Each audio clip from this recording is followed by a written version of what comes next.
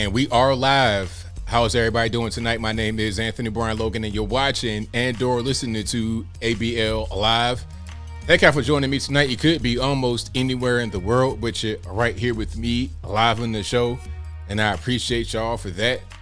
We got a whole lot going on all over the internets, all over the mainstream media, social media, everywhere, and I don't know where to start. First of all, we got the Tampa police officer, well, not the police officer, the police chief, trying to use her name, trying to say, hey, I'm the police chief. Don't give us a ticket. Hey, if you get any kind of trouble, here's a get out of jail free card. Use it whenever you want. We'll talk about that in a minute.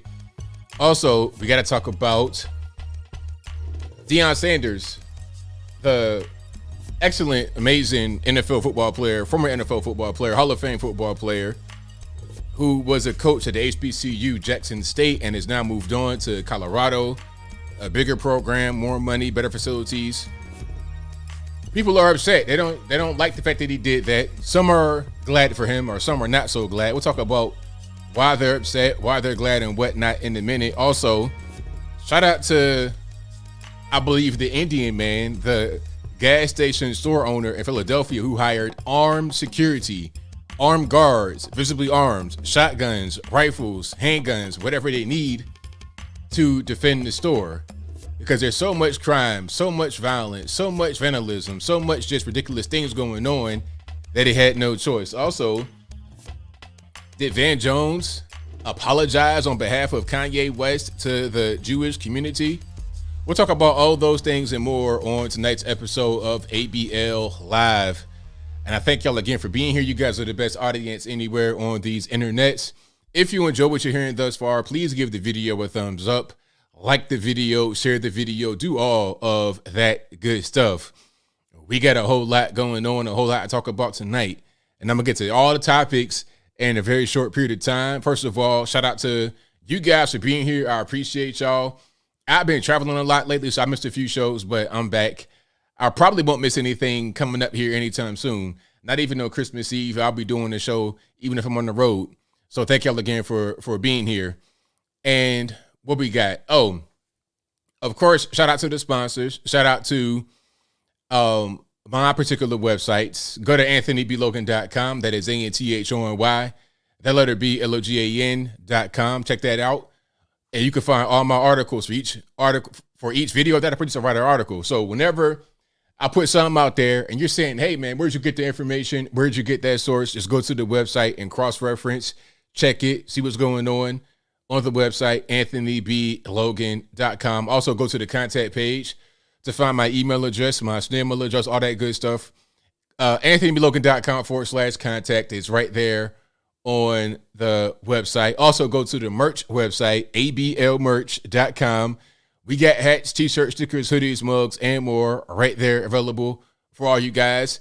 Tell a friend to tell a friend. Check out ablmerch.com. Also, we have other sponsor sites. Shout out to patriotpost.us, your best source of news and information anywhere on these internets.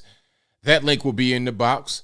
Also, go to bhedesigns.com to make the beautiful handmade wooden flags that are right behind me. Again, bhedesigns.com. That'll be in the box. And is that everybody? That's pretty much everybody. We got Patriot Post, we got BHE, we got my websites, and everything that you need will be in the description box below the video. Also, you're listening to a podcast being recorded live right now. If you're watching me live on the YouTubes, thank you for being here. But you can also replay this after it's done in full on YouTube. And also, if you want to replay the audio only, just go to your favorite audio streaming platform. And that'll be Apple iTunes, Google Play, Spotify, Stitcher, Anchor, etc. Search ABL Live. I should pop right on up. Or go to the link in the YouTube description box. You can find me that way. And for every show that I do, the audio version will be available at 8 a.m. Eastern Time the next day. So prime example, today is Wednesday, December the 7th, 2022. This will be available Thursday, December the 8th, 2022 at 8 a.m. Eastern Time. So check out the audio podcast whenever you want. And if you're over there on the audio version right now, please give me a 5-star rating, a review, a share, whatever you can do on your particular platform, it'd mean a whole lot to me because we need the views up on all avenues to get all this good information out there to the general public. So where do I begin? We got a whole lot going on, and I kind of want to get to some of the bigger topics. Deion said I'm gonna get to Deion in a little bit because that's a really big one. That's a cultural thing that we got to talk about. There's a lot of other stuff going on that may not even be in my show notes here or in my title that I really want to get to. I think, you know what I want to do first? What I want to do first is I want to talk about the midterm elections because that just kind of ended today, I guess you would say. I'm going to jump straight into that because that's not even in my list of topics. I'm going to jump straight into it. So the midterms are over, I suppose. I don't think there's anything else going on. There might be some other random races in California. But as far as the Senate, that's over with. So now we have Herschel Walker, who lost to Raphael Warnock in the runoff election. Disappointing, I would say, but I can't really say I'm surprised. Pardon me. I wasn't really invested into this particular race because it was inconsequential right now. After 2024, it can be consequential depending upon how those races go in 2024 and also the presidential election. But for right now, it's inconsequential. And the reason why is because the Senate was already set. It didn't make a difference. So the Senate was already going to be in the hands of the Democrats regardless. Even if Herschel Walker won, Kamala Harris would have been a tiebreaker. So if Herschel won, it would have been 50-50 tie between Democrats and Republicans, 50-50. So if all Democrats vote one way and they have 50 votes, all it would take to defeat the Republicans all voting one way, 50 votes, would be Kamala Harris, a Democrat. So the balance would have been 51-50 anyway. Now, you have some people like Kristen Sinema from Arizona and West Virginia's Joe Manchin, Democrats, they may vote a different way, but they typically don't vote a different way. Sometimes they might. And it could have helped with that if Herschel won. But ultimately, it was decided already what the Senate majority was going to be. And like I said, if Herschel won, it would have been tied, but Kamala Harris would have been the tiebreaker. But now it's just not tied anymore. So there's no need for Kamala Harris to intervene. 51-49, Democrat, Republican. Now, the bright side is that we have the House, so it's not total Democrat control. The Democrats control the executive branch, the presidency. They control the Senate, and they don't control anything else. The GOP controls the House. So that's the good part. So you're talking about laws that got to get passed. Well, the GOP can control that to a certain extent because the laws got to pass the House first. Then they go to the Senate, then they go to the White House. So I think in 2024, we'll be able to take some seats back for sure. And we'll get the presidency. So we'll keep the House in 2024 and the presidency and maybe the Senate, but definitely at least 2 out of the 3. And we have 1 out of the 3 right now. But to get back to the Georgia race, I think that Herschel Walker, how can I say this? I think Herschel Walker, it's not his fault. People are blaming Herschel Walker, talking about, oh, he was a bad candidate. Oh, and before I get to Herschel himself, before I get to the man himself, the guy that actually ran the race and lost, before I get to him, let's talk about the 2020 election. You see, the race right now between Warnock and Herschel Walker would not even be if in 2020 we came out during the runoffs back then. I covered that back then, and some of you guys called me back then on my show and said, hey, man, you know what? I live in Georgia, and I know we have a runoff race for the Senate for John Ossoff and it was John Ossoff and Warnock on the Democrat side. On the other side, you had the incumbents, right? You had 2 incumbents, Republicans. You had Kelly Loeffler and David Perdue. These were the Republican incumbents. Now, people were calling me saying, you know what? I don't want to vote because I feel like Trump got robbed. I'm like, you can't do that because let's just say you're right. If you don't vote, you can't come out and say that we got robbed. You have no claim. Like I try to tell people, you got to think about the future. I'm gonna kind of digress a little bit, and y'all just hang with me. I'm gonna digress a little bit, but I'm gonna get right back on track. And what I'm saying is gonna make sense in context.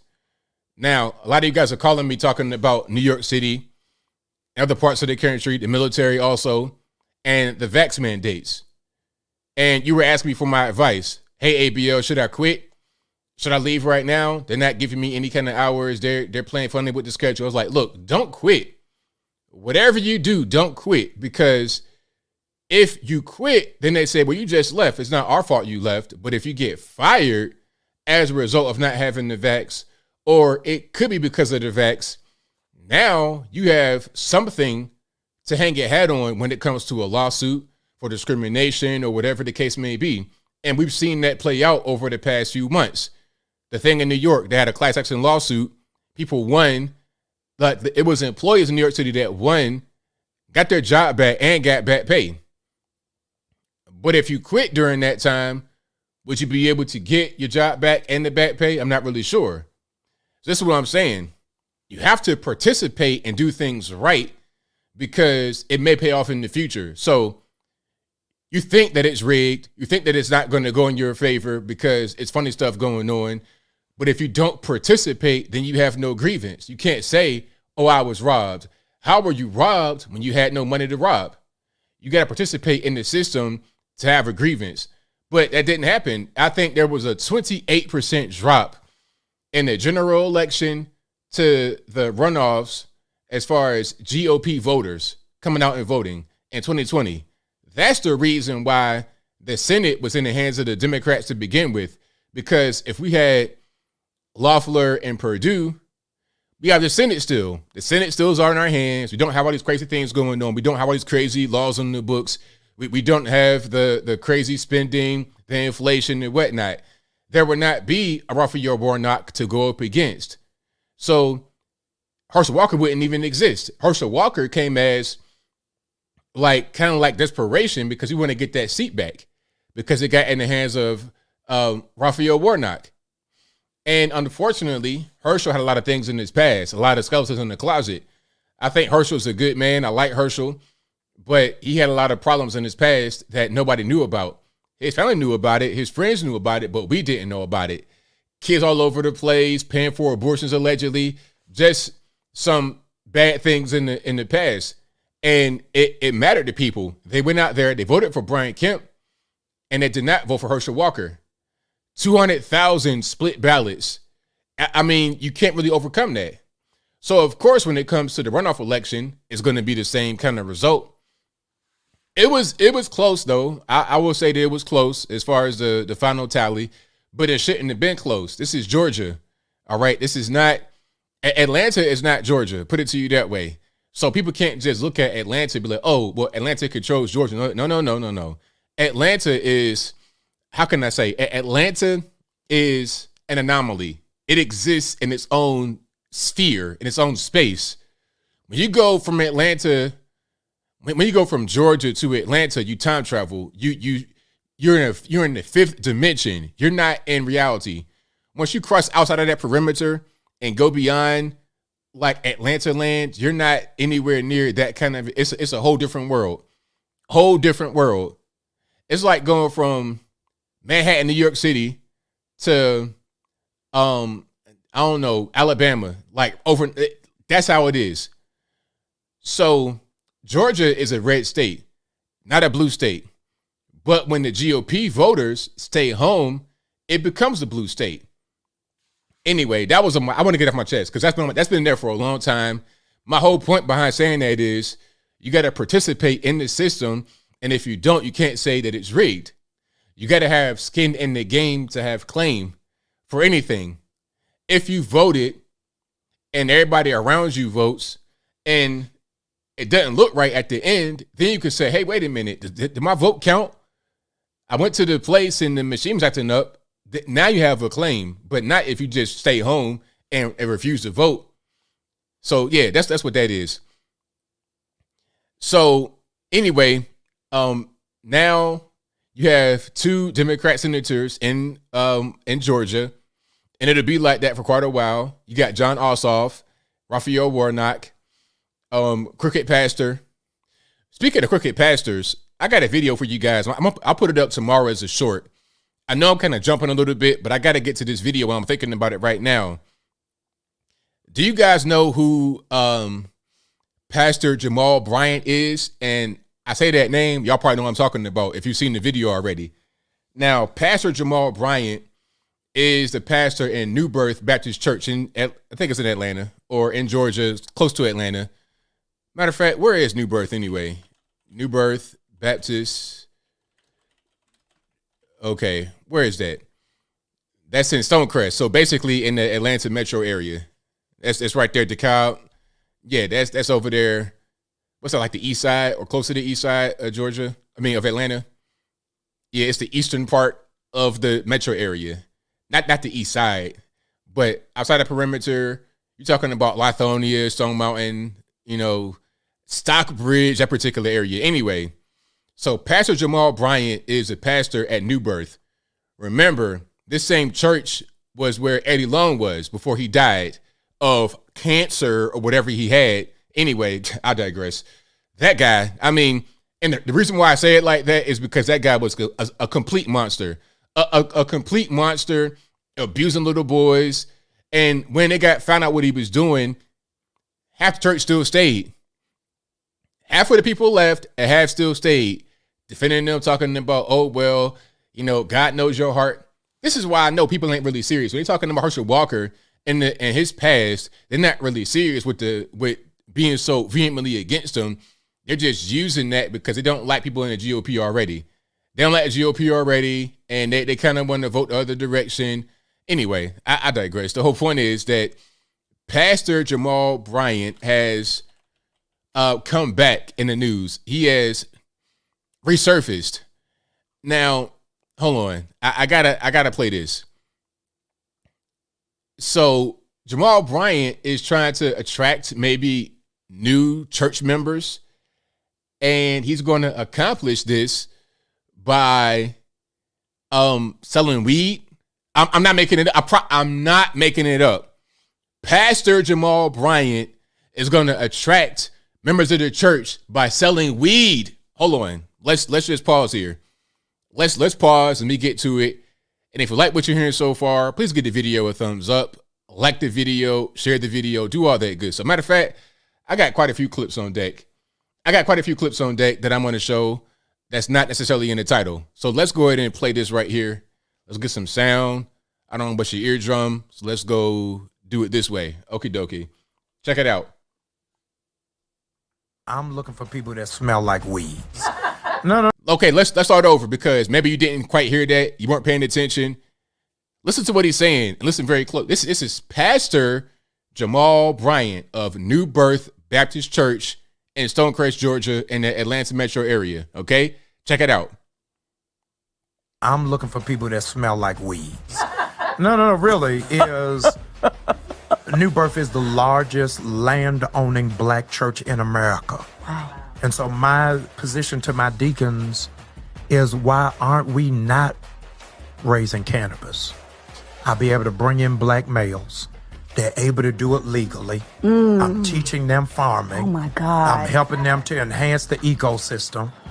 This is the kind of conversation. So if the guy, black boy in Bankhead said, they growing weed at the church, where do I join? Yes. I don't need no pamphlet for him. So there you go. Okay, there you go. Pastor Jamal Bryant is going to attract members of the church, new guys that come to the church by selling and by growing and I suppose selling weed. Because if you're going to grow it, ain't no point in just growing it. You're going to sell it for a profit, I suppose. Is that like, okay. I'm almost speechless here, but let's check it out. Now, you guys may or may not know how I am. I'm not an advocate for drugs. I'm not a fan of weed and stuff like that. That's just not really me. Okay, I think that drugs are bad. I'm that guy. Drugs are bad. That's me. I'm a hall monitor. I'm a snitch. I'm a square, I'm a fed, whatever you want to. I don't like drugs. Okay, call me whatever you want. It's fine. I'm cool with it. However, I understand why some of you guys like weed. I get it. But I think even if you like weed, that you should agree that it shouldn't be in the church. Okay? The church should be a place where you don't have all the worldly things going on. Like, I don't know, if I go to church and the pastor is up front smoking a blunt, I'm like, okay, I'm in the wrong place. I'm in the wrong place. I don't want to see Pastor Man smoking a blunt, smoking crack, getting drunk, because am I in a nightclub? Am I in a strip? Am I in Atlanta in a strip club? Am I there or am I at church trying to hear the word of God? Like, which one is it? Time and place, right? If you go to strip club, if you go to a strip joint, I'm not judging you, not at all. But it's a time and place for that. The strip joint, the hood, dice rolling, dangerous kind of environment shouldn't be in the church. But hey, this is what's going on with Black America to a certain extent. Pastors like this, and these guys have big congregations, mega churches, all that kind of stuff, talking about growing weed, selling weed in the church. I've heard quite a few things over the past few months from woke pastors, woke churches, but that right there has got to be one of the worst things I've heard so far. He has topped himself. He's the same guy that said these H's ain't loyal. That's that guy. Now he's talking about selling weed in the church. I'm finished with that with that particular clip, and I'll put it up as a short on my YouTube channel tomorrow morning. Y'all can check it out. Share it with your friends and family that don't believe what I'm talking about. You know, you tell somebody, hey man, I'm watching ABL live, and you said that the pastor trying to sell weed in the church. I don't believe you. Pull up the short tomorrow. I'll put up, and then they'll see it for themselves. All right. But I will go ahead and digress. And speaking of drugs and whatnot, let's see. Here's a article, or a headline of an article. You guys know who Rod Stewart is? Rod Stewart, is he like a music star? His 11-year-old boy, yes, he is old. Yes, he has a young son, same as Trump. I think he's 77 years old with an 11-year-old boy. Anyway, his 11-year-old boy collapsed and got rushed to the hospital with a suspected heart attack. Now, Rod Stewart came out and said that it was a panic attack. Now, have you ever heard of an 11-year-old boy, a little kid having a panic attack and being rushed to the hospital with his lips turning blue? I'm not sure. Now, your man Rod Stewart is a big proponent of the shot, of the vax, a big vax proponent, very big. He might even be a vax activist to a certain extent. So if an 11-year-old boy, this boy right here looks pretty healthy. He may not be healthy on the inside, but he doesn't appear to be obese, not like a regular size 11-year-old boy. If this boy collapses, he didn't die, thank God. But if he collapses and they think it might have been a heart attack, you got to ask yourself why. Why is that happening? A panic attack? If that's the case, why did that happen? Why is an 11-year-old boy, son of a multimillionaire, I suppose, having a panic attack? What's going on? Is he on medication? Did they put him on a shot? Can we get some answers here? Because we've seen quite a few people that are young, healthy, otherwise unaffected, just pass out, die, pass out, get injured, just for no real reason. And you got to ask yourself why. The Fauci ouchie? Maybe so. Okay, maybe so. Yeah, exactly, Nikki. The lips don't turn blue during a panic attack, and his boy's lips turn blue. So I think this might be a lie from Rod Stewart to cover up the fact that his boy got the shot, and as a result, he had a negative reaction. And we've seen that all over the place. People just have these cardiac events. People will be working out in the gym. Their heart gets to a certain point, a certain rate, and they just fall out. And then if you do an autopsy, you get into their blood, you'll see these big crazy pieces of organic matter, and you got to ask yourself, how did that get there? Where did that come from? What's going on with that situation? All right.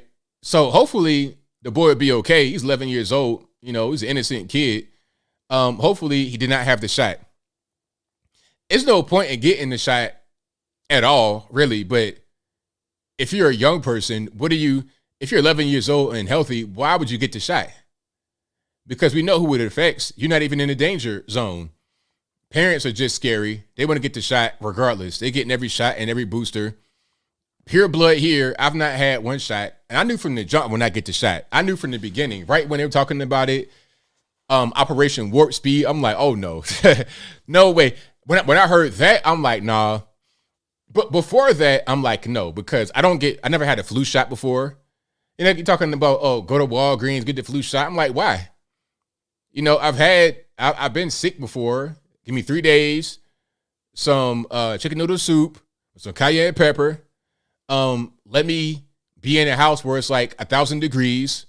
Okay, let me sweat it out. Put me in a sauna type situation, hot shower. I'll be all right in 3 days. Why do I need to get the flu shot every year? And if I'm not getting the flu shot every year, then why would I get the bug shot? Why would I get that? It doesn't make any sense.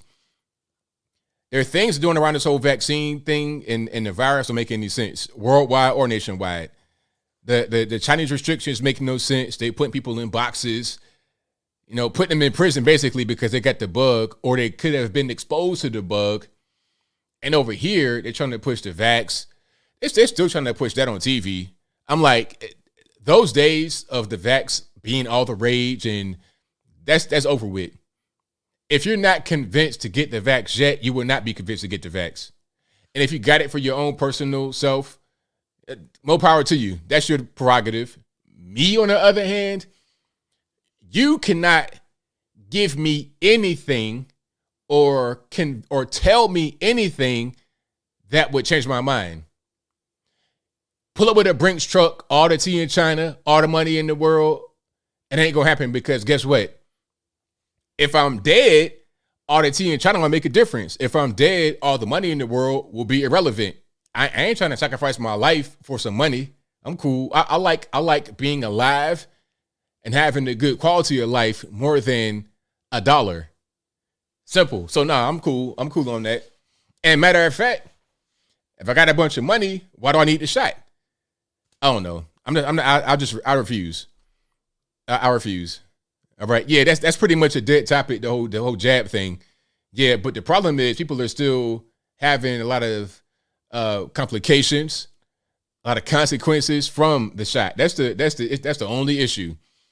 And people are talking about that part. They're talking about that part of the whole situation. Oh, and shout out to Joe Rogan. Now, you guys know who The Rock is, right? You know who The Rock is. Was very popular in WWE, WWF. One of my favorite wrestlers back in the day, back in the Attitude Era, the early 2000s, really good wrestler. But Joe Rogan said a few things about The Rock on his podcast. I think maybe people are upset that he said it because Joe's just kind of like snitching on The Rock for no reason. But what he said made sense. I'm gonna play the audio. If I play a video, he'd probably try to give me a track on the video, but I'll play the audio for you guys where Joe's talking about The Rock probably being on steroids. Now, what I'm going to do as the audio is playing, I think I'm going to put up a picture of The Rock then and now. Now, keep in mind, The Rock, Dwayne Johnson, is 50 years old. 50 years old. And he 50 years old. Wait a minute. Let me pull it up right quick. I gotta find the picture. Okay, this kind of makes sense right here. This might be a good one. Yeah, this might be a good one here. And I think he's bigger than that now. He's bigger than that now. So I'll put the picture up and then I'll play the audio. So let's go ahead and roll the audio and put the picture up right here. There we go. So that's him during the WWF days on the left. And that's probably about 20 years ago on the left picture. And on the right, that's probably about a year or two ago. Now, I don't know how you get more cut and bigger as you get older without drugs. I'm not sure how it's possible. How you going to be like 5-6% body fat and big? Like you can be cut up like that when you old, but to be big at the same time and old and cut without drugs is, come on. That is not natural at all. So that's what Joe Rogan says. He's clean. He has implied it. Let's replay. He's clean. He has implied it pretty heavily, but he also doesn't end up in scenarios where he gets asked point blank, whereas Liver King goes out of his way to fucking lean into it. Sorry for the cussing. It's not my fault. Blame the white man. And use it as like a marketing spiel. The Rock should come clean right now. He should make a video in response to the Liver King video. I need to talk to you because The Rock's been lying. Yeah. No, yeah, There's not a fucking chance in hell he's clean. No. Not a chance in hell. As big as The Rock is, at 50. What was wild is he came out, okay, and I get this is like coincides with the message he would want to push too, and I don't think it's like disingenuous necessarily, but it's like... So that's a general gist of it. I can go on and play more of it, but Joe Rogan is saying that The Rock can't be clean because, I mean, come on, like look at him. And I think like he was talking about the Liver King. You guys may have seen the Liver King. The Liver King's kind of gone viral on the internet talking about how he's so big and jacked and all he does is just eat raw liver and that type of thing. And that's why he's so big and jacked like that. But in reality, the Liver King, quote unquote, was on steroids, like aggressive steroids. It was outed in the email. So he had to come out and confess that he was not natural, that he was not just eating liver to be so big and jacked, that he was actually on steroids. Matter of fact, let's see what the Liver King looks like. The Liver King, you could tell that this guy was on roids, though. I mean, come on. Like, all right. Wait, hold on. Wait a minute. So this guy right here says he's natural. Come on. Be for real. Be for real. And he's kind of old, too. I think it's like in his 40s or 50s. Like, come on. There's no way you can look like that naturally. Come on. So, a lot of, and what it kind of exposed was that a lot of these influencer guys, the fitness people, they are not really telling you the truth. Men and women. The men sometimes will be on steroids, human growth hormones, TRT, tren, all kind of stuff. And then they'll say, oh, I'm natural. And you know what? You could look just like me in my natural body if you buy my course, if you buy this from me, if you buy that from me. It's all a lie. Same thing with the girls. The girls will have Brazilian butt lifts. They have liposuction. They have all kind of stuff going on, all kind of surgery on their face and everything. And they say, hey, you could look just like me if you buy this from me, if you buy that from me, buy this flat tummy tea. You look just like me. Meanwhile, they went to a whole doctor to get lipo on their stomach. But they tell you can get it for free, or you can get it without doing that type of stuff. It's all smoke and mirrors. So if you are listening to influencers, like especially the fitness industry on the internet, and you see a guy that obviously looks like he's on steroids, obviously, you got to just use your common sense at a certain point and don't think you're going to be able to look like that by eating raw liver or buying some kind of course for $200. It ain't going to happen. It's not going to happen. All right. Not in the least bit. You're going to be 5% by like, that's impossible. Even guys, you could be cut and look really good. You're doing calisthenics, you're doing heavy lifting and whatnot. But to get to that particular level, super 4% body fat, like you got no water in your body, but you are like 300 pounds of muscle. That's drugs. That's definitely drugs. You getting all type of stuff shot up in your hind parts. Your thing's not going to work the same anymore. It's going to be pretty much window dressing. That thing ain't going to be no more good. Okay. It's not going to, you're not going to have positive results from what they actually do to get themselves look like that. Now, The Rock, on the other hand, I don't really know what he got going on. I saw Black Adam. It was a pretty good movie. But I'm watching this and like, yo, is it CGI? Did they put CGI on him? Like, hold on. Because certain parts of the movie, it was CGI, clearly, because he looked like he was smaller. I don't want to spoil it if you've not seen it. But then when they looked at him, when they showed him normally, I'm like, that can't really be him that looks like that. It's got to be kind of fake. All right. I know we got kids watching, though. I know we get little kids watching. That's why I was trying to be kind of vague with my language there, but y'all know what I'm talking about. So, yeah, shout out to all the fake influencers out there. Just be real. Just be real, man. Whatever you got going on, just be real. If you on steroids, just say you on steroids. If it's legal. And if it's not legal, then you might want to do something else with yourself. Do something else with yourself. Okay. Now, there's a few things I want to get to. Wow, where do I go next? There's quite a few things on deck here. I kind of want to go to TJ Holmes. Let's go to TJ Holmes right quick. Now, TJ Holmes and Amy Robach, or Robach, whatever her name is. Now, TJ Holmes, I've been following for quite a while because I remember he was on BET on a show called Don't Sleep, which was like they were trying to push news and stuff to the urban community. That didn't last too long. It's like, man, look, where the music videos at? Where's music videos? Where's the mindless entertainment? I don't want to see no news. And to be fair, it's like, who wants to see news on the entertainment like a BET? You know, that's not really it. And the way they had it, it was like they were trying to be all trendy. You know, one thing about urban audiences, they're not really trying to see that. If you want to appeal to a black audience, quote unquote, that's not necessarily like, you know, a 18-year-old is just worried about having fun, just do it in a regular way. They had it right on MTV with Kurt Loder. If you guys remember Kurt Loder back in the day, I know I'm showing my age, back in the early 90s, 2000s, or whatever that was. But just have it be like a regular news thing where you're reading off headlines, getting straight to the pertinent information, and you have a serious face, not really trying to be playing. Have it like that. That makes a lot of sense for young people that are interested in politics and news. But the way he was doing it, it was like he was trying to be like a cool uncle. I'm like, man, ain't nobody trying to hear that. But I liked the effort, what he was trying to do. So I've been following him since then.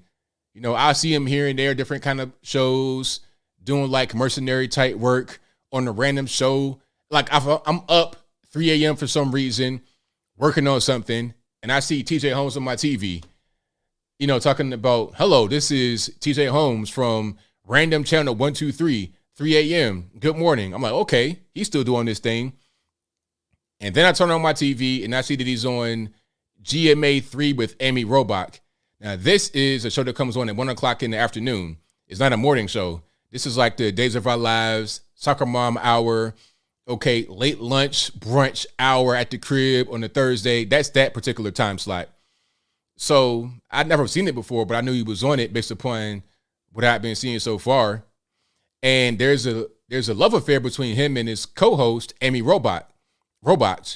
Now, the problem is that they were both married when the whole thing started. He was married, she was married. And as a matter of fact, not only were they both married, but they knew each other's spouses. They go on double dates, right? They go on double dates, but really the double date was between the two cheaters, TJ Holmes and Amy Robach, right? The spouses were just there just because they didn't want to blow their cover. They're really bold with it. Now, personally, I think it's a moral issue.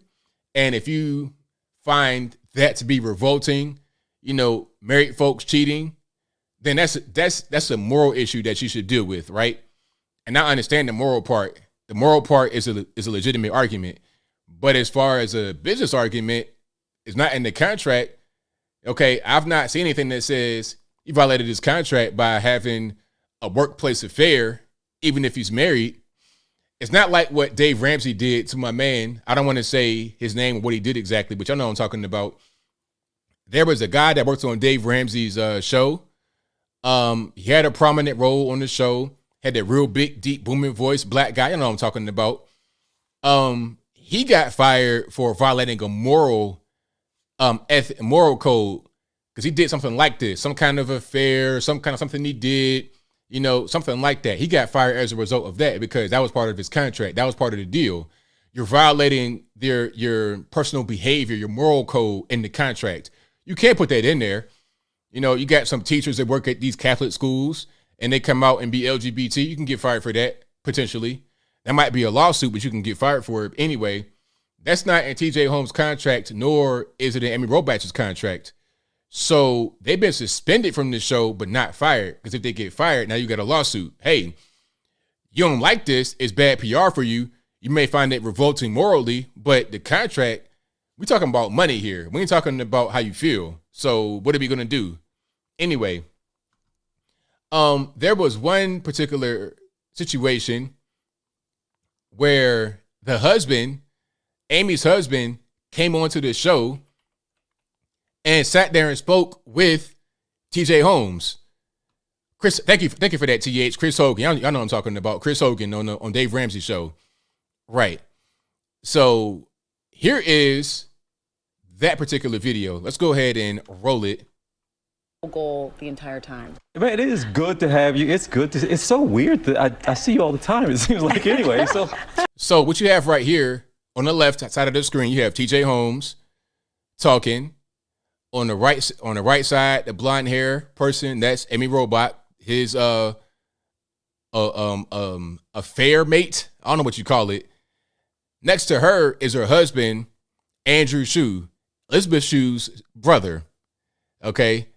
And you guys may know what that is. I'll put a picture of her up right quick. For you guys that are right around my age, you know what I'm talking about. Let me see.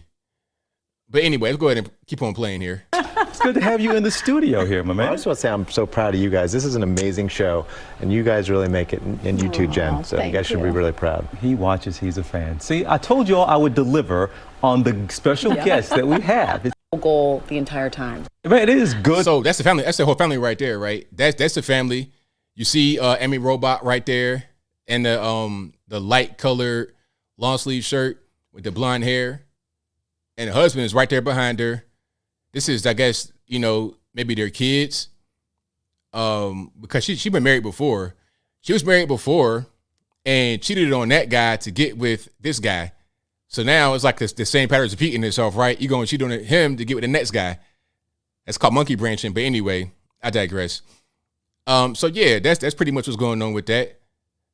So here is his sister. You guys may recognize her. Maybe you won't. Elizabeth Shue. That is his sister. That's her husband's sister. So this guy is somebody, What was she in? Like, was she in the Breakfast Club? This is from the 80s. This is her in the 80s. So, Adventures in Babysitting. What was she actually in as far as movies? As I know that name, recognize her face. But yeah, that's her. So anyway, the scandal's getting really big because I think they had a PI follow them, a private investigator.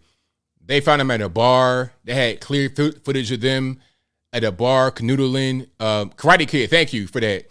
Yeah, she was in Karate Kid, Back to the Future, Cocktail with Tom Cruise, The Babysitter. Yeah, Different Strokes. Was she in Different Strokes? Okay. Yeah, see, small world, huh? Very small world. Now, to get back to it, they had a PI follow them, private investigator. And I think what happened was there was rumors that they were together. So what happens when you marry and there's allegation of cheating, sometimes the spouse, one of the spouses or both, will hire a private investigator to follow you to see what you're actually doing. So then that could be fodder for a divorce proceeding. Because in some states, if you commit adultery on your spouse, then that could put you in a position where you're liable for money to be paid out, alimony or whatever the case may be.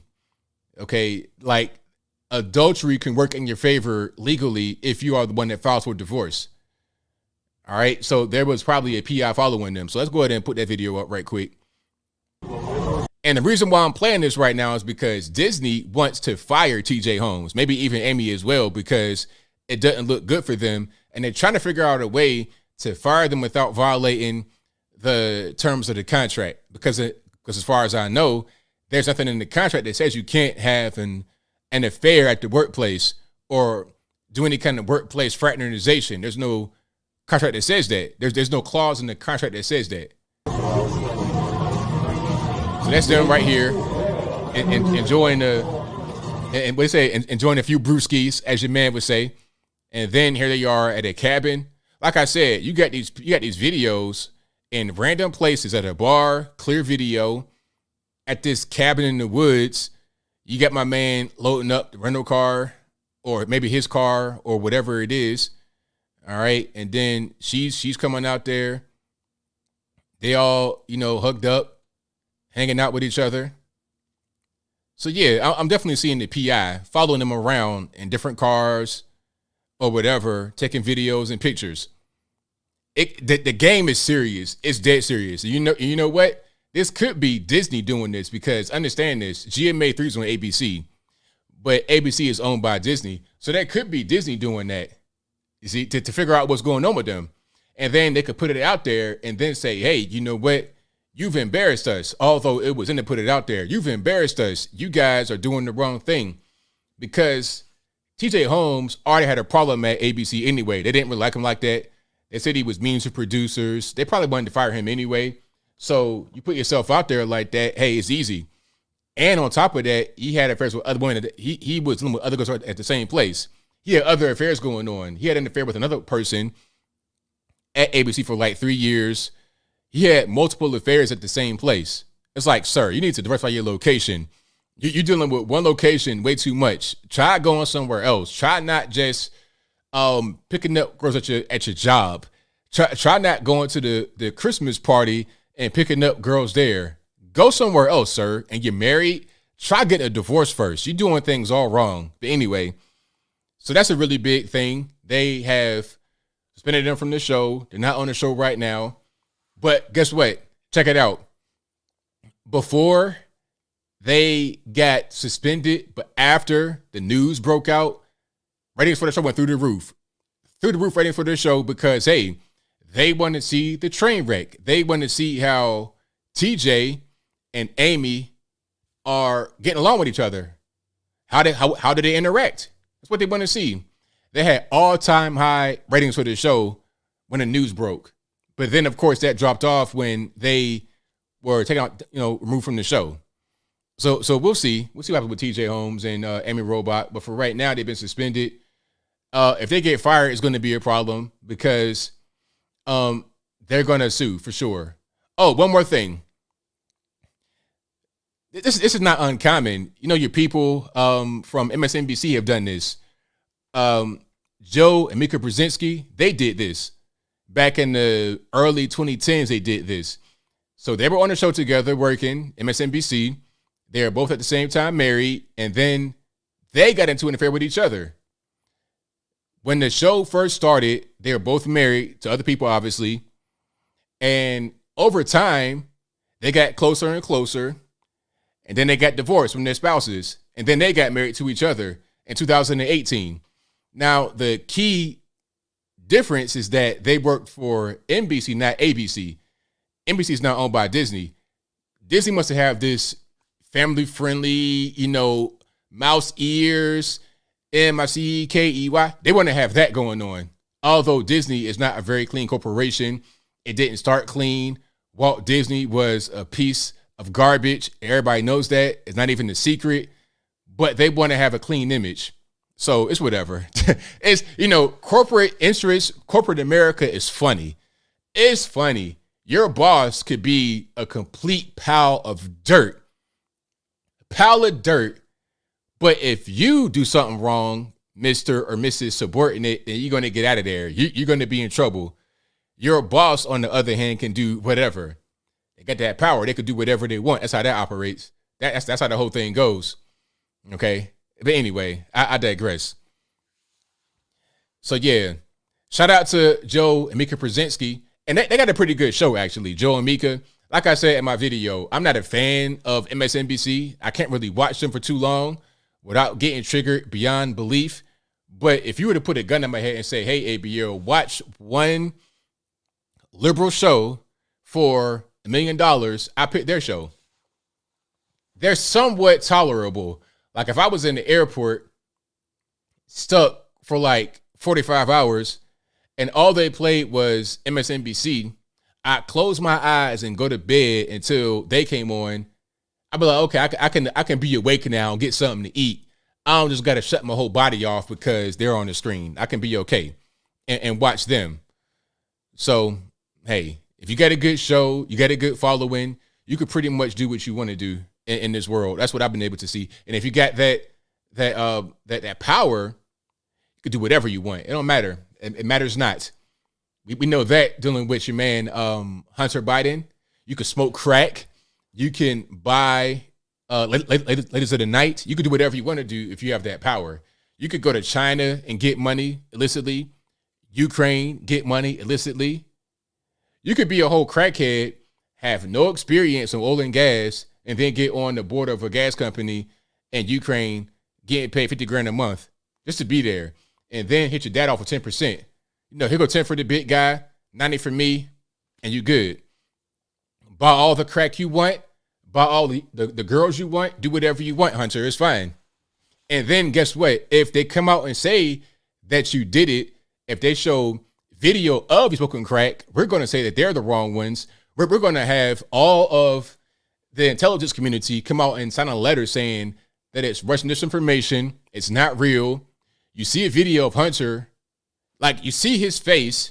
He's on the tape, no clothes on, smoking crack. We'll say that's not him. We'll say it's not him. And if they say it's him, we'll put him in jail. We'll censor it.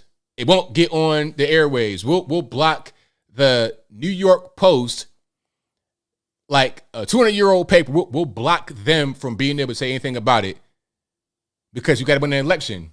Anyway, people say the election was rigged in 2020 because of voting machines and whatnot. I think that's not what happened. I think if anything happened, it was more about the media manipulation, meaning, okay, you got a laptop story. It was obvious that it was him.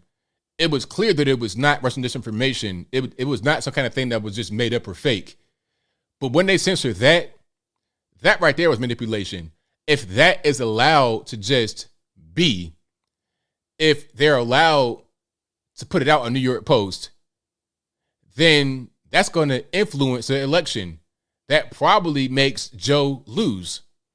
Aside from all the stuff about ballot harvesting and the early voting and the mail-in, aside from that, it was the media manipulation. That's one of the biggest problems, okay? And also government and the federales, the federales colluding with big tech, colluding with Facebook and Twitter.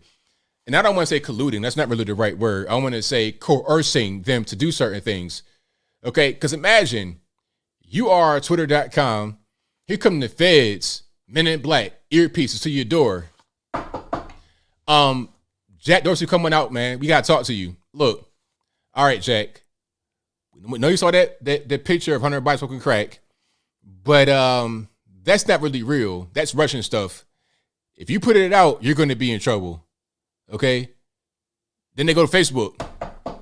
Look, Mark, I know you saw the picture of Hunter smoking crack, but that's not him, man. It's not him. You put it out, it's going to be a problem. You won't get these subsidies you're getting from the government. You're going to pay more in taxes. It'll be a big tax bill. If you don't pay it in 24 hours, you're going to go to the penitentiary. That's how they do. That is the real election interference, in my humble opinion, was the federales interfering with free flow of information. That's how I look at it. Anyway, if you like what you're hearing so far, give the video a thumbs up. Like the video, share the video, do all that good stuff. Oh, yeah, the feds, like, that's why I say the federales and the federal government is the biggest problem. The biggest problem. Big tech, state governments, like, the biggest problem right now is the Fed. The federal, not the Fed, as the Federal Reserve. That's a problem, too. The federal government is the biggest problem we face as Americans, for sure. Bigger than China, too. Bigger than China, Russia, all of these people, the federal government.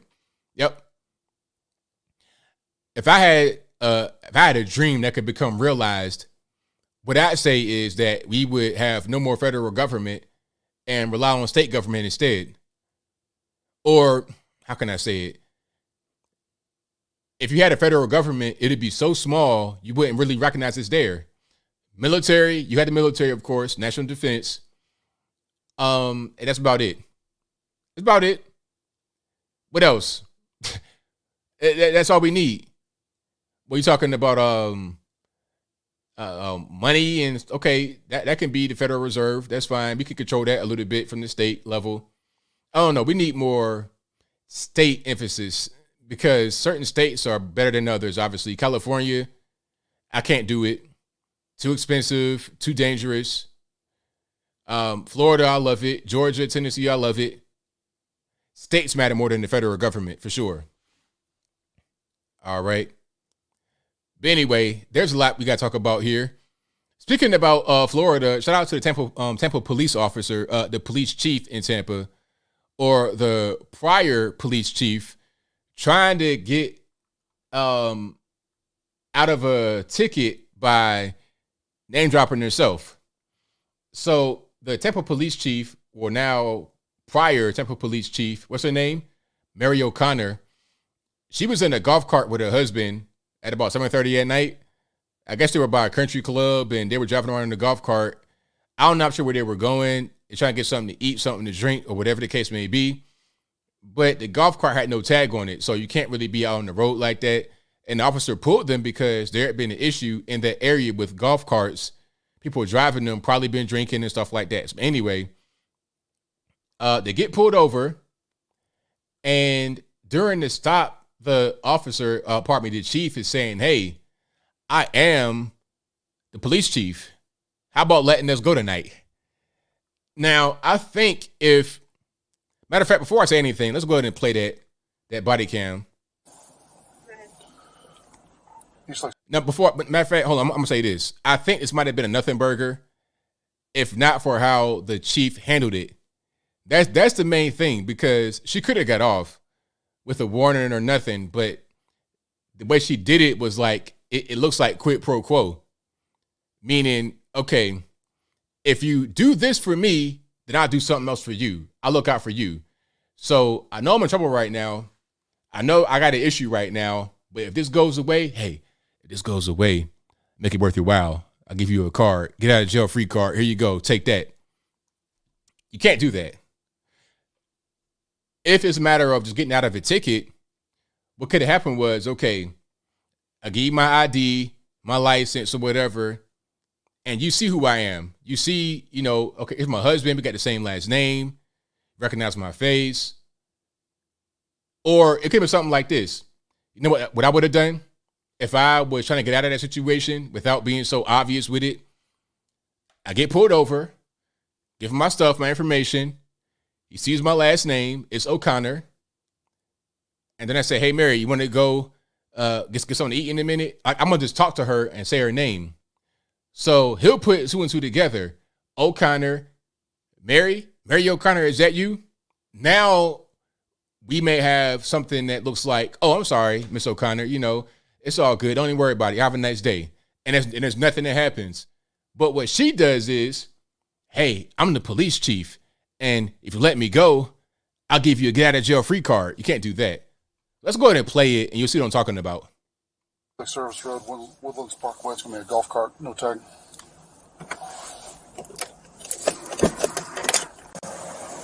So that's them right there, driving out with the golf cart with no tag. I'm sure they got pulled over. I'm not sure where they were before that. It might have been an open road or somewhere.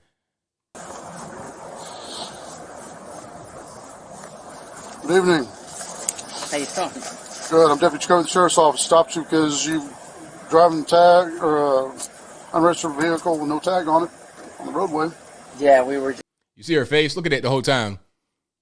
That face right there is like that permanent kind of like, I don't know what you call that. Is it a mischievous smile, or is it like, I'm about to drop some heavy knowledge on you right quick? I don't know what you call that kind of smile that she has going on. Is it smug? I don't know what that is. We went to the club. It was closed, so we went over and picked up some. Is your camera on? It is. I'm the police chief in Tampa. Oh, how you doing? I'm doing good. Okay. I'm hoping that you'll just let us go tonight. Oh, okay. Yeah, I'll say you. Not to say you look familiar. So see that right there. That was wrong way to go about it. You're saying, "Hey, I'm the police chief for Tampa. here's my badge.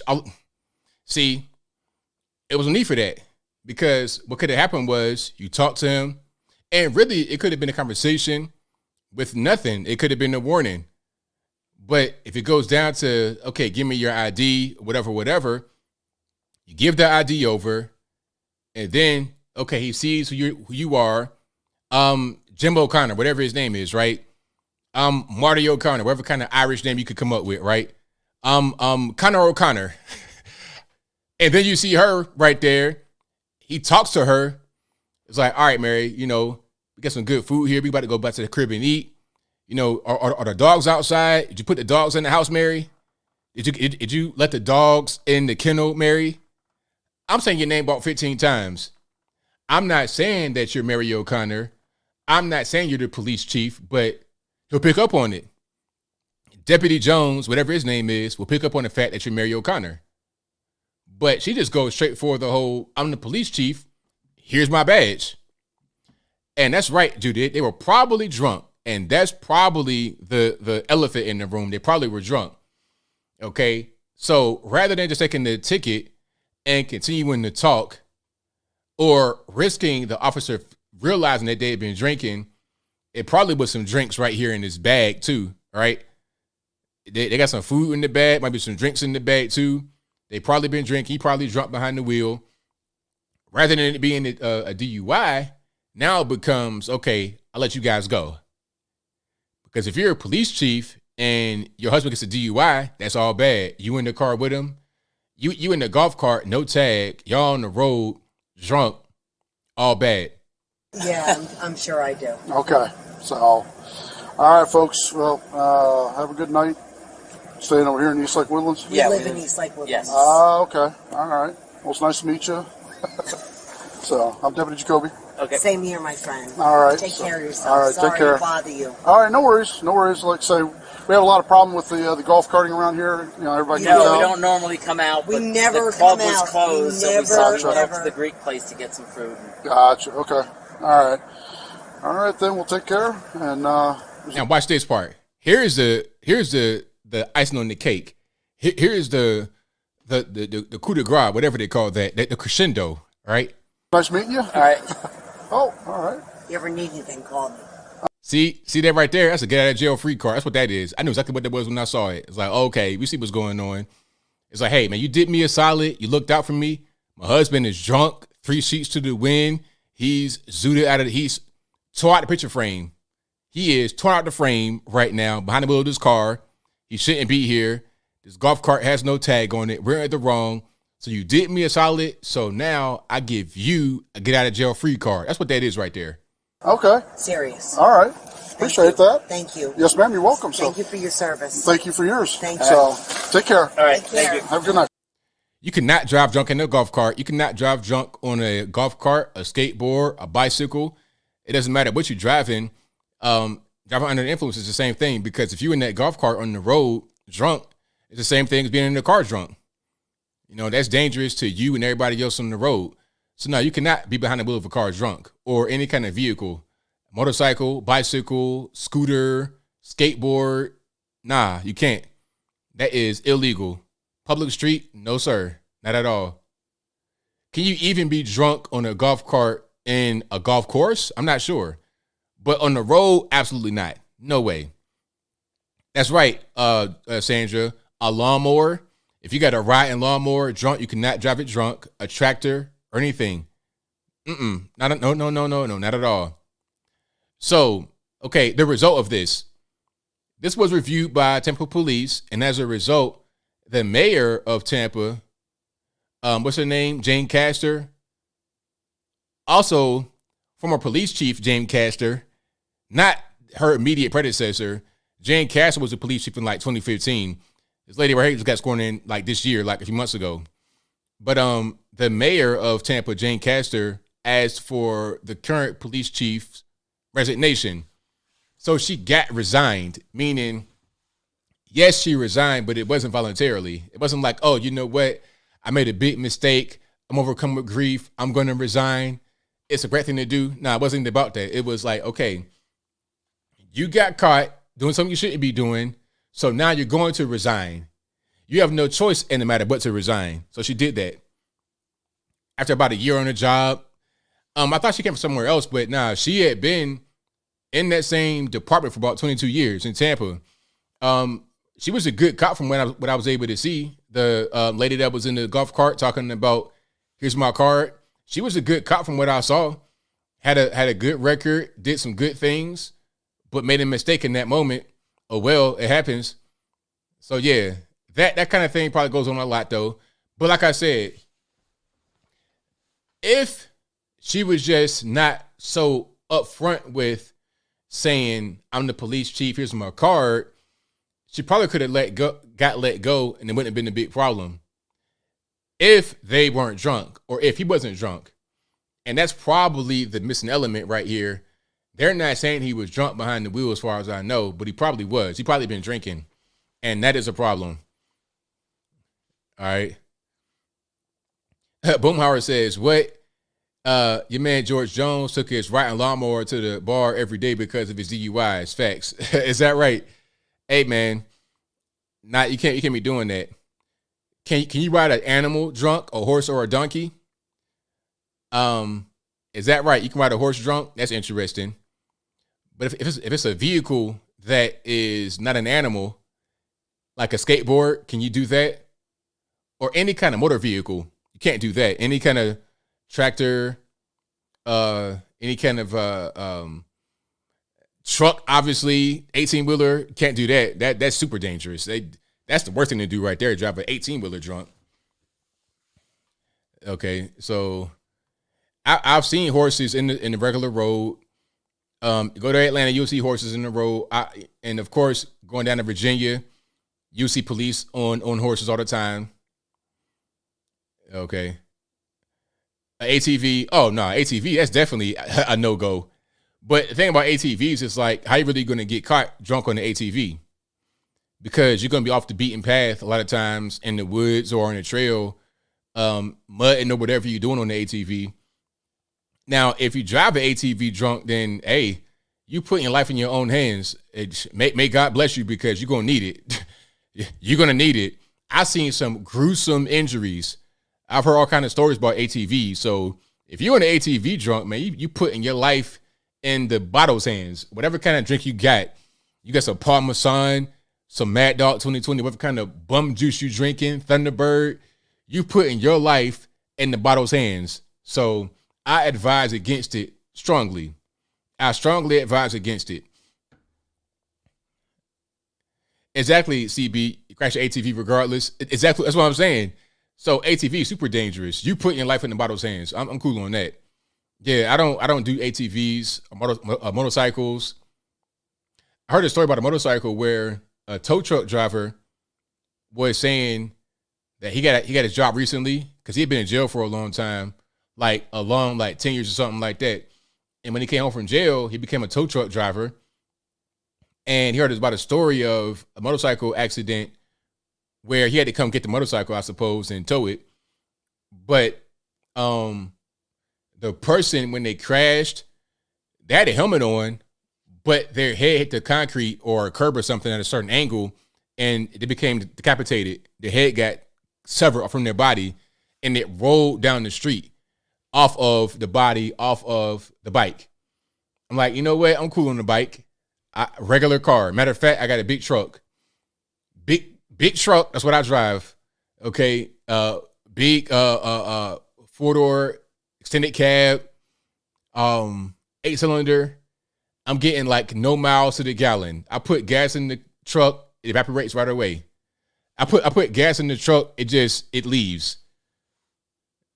It's like $50 is like a drop in the bucket on my truck. Can you drive a boat drunk? That's also a good question. You know, that's definitely, can you drive a boat? But anyway. Janet C says, how did they get all those votes in Georgia counted last night? I thought they said it'd take a week. That's a good question. I don't even really know. Like, I'm not even really interested. I'm not so invested too much into Georgia, into the election. I think, you know, I live right here. I know that it was pretty much what it was. People just, you know what's funny about Georgia? they ran a successful campaign of calling Herschel Walker dim-witted. You know, if it was a Democrat that did that too, it'd be called racist. But all that went out the window. You see, people are so funny and predictable. They have certain standards for certain things that they want to be against. Herschel Walker, he's a moron. He's so dumb. He's an idiot. Okay, but John Fetterman is totally fine. John Fetterman couldn't put two words together if he had a gun to his head. John Fetterman can't even respond to you without looking at subtitles. It's like watching a Netflix show in real life to communicate with you. But yet he still won. And if you say anything about him being clearly challenged because of a stroke, and not even from a point of view of trying to joke him, it's like, yo, what are y'all do? Y'all putting this man out there that is obviously challenged because of a stroke. Y'all are cruel. If you say anything like that, you were considered to be a hater. You were insensitive, all this, that, and the third. But if you call Herschel Walker knuckle dragging, slobbing moron, it's totally fine. You could even bring up some black stuff. You could be racist toward them too. It's not even a big deal because people just throw out these standards and these principles when it benefits them. It's so whack. It's so whack. You know, I'm the same across the board. I don't care. I'll joke on anybody. I'll joke on you, me, myself. I don't care. But people don't want to hear that all the time. Here's a good example I'm talking about right here. A great example, actually. Now, hold on. I found a video of this Ukrainian soldier girl dancing. Nothing that's, inappropriate. She's out in the battlefield with her camouflage on or whatever, her uniform on. And she's dancing. They call it a Pikachu dance. Now, personally, I don't know about y'all, but if I am paying $120 billion and counting, $120 billion and counting, if I'm paying that much money, then I really don't want to see you out there dancing and carrying on the battlefield. You got to be battling. That's what I want to see. Especially when you're not even my own country. I'm paying for you to, quote unquote, fight Russia. How does Ukraine and Russia do with the United States? Now, if it was the U.S. and I saw something like that, I'll be more lenient because that's our own country, right? But I'm paying for my own tax because I pay taxes, okay? And the taxes are crazy. If you don't pay, you go into the penitentiary, big rocks, little rocks. It's a lot going on. I'm paying a lot of money, big amounts of money in taxes. They send it to Ukraine rather than helping Americans.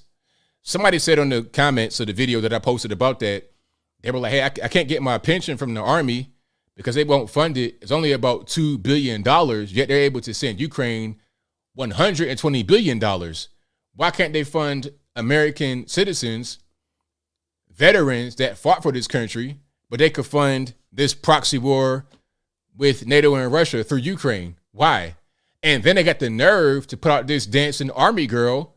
And if you say that that's inappropriate and a waste of money, then you're a hater because, oh, well, they're not robots. They got to have time off. It's like, really? Well, check it out. If they want time off, how about they get no paid leave? How about I get a discount if you get time off? How about that? That's a fair exchange. For every dance you do, for every TikTok you create, I get a rebate. How about that? That's fair to me. That's fair to me. But I'll play that video just in a moment so you can see what I'm talking about. So hopefully it's not just me that thinks this way. Hopefully you guys kind of understand where I'm coming from because I was highly irritated. I was pissed to the highest point of pissivity. Hold on, let me find it right quick. All right. Matter of fact, it might be gone. I'm gonna go to my Instagram page. I know it's right there. Yeah, people were upset at that one.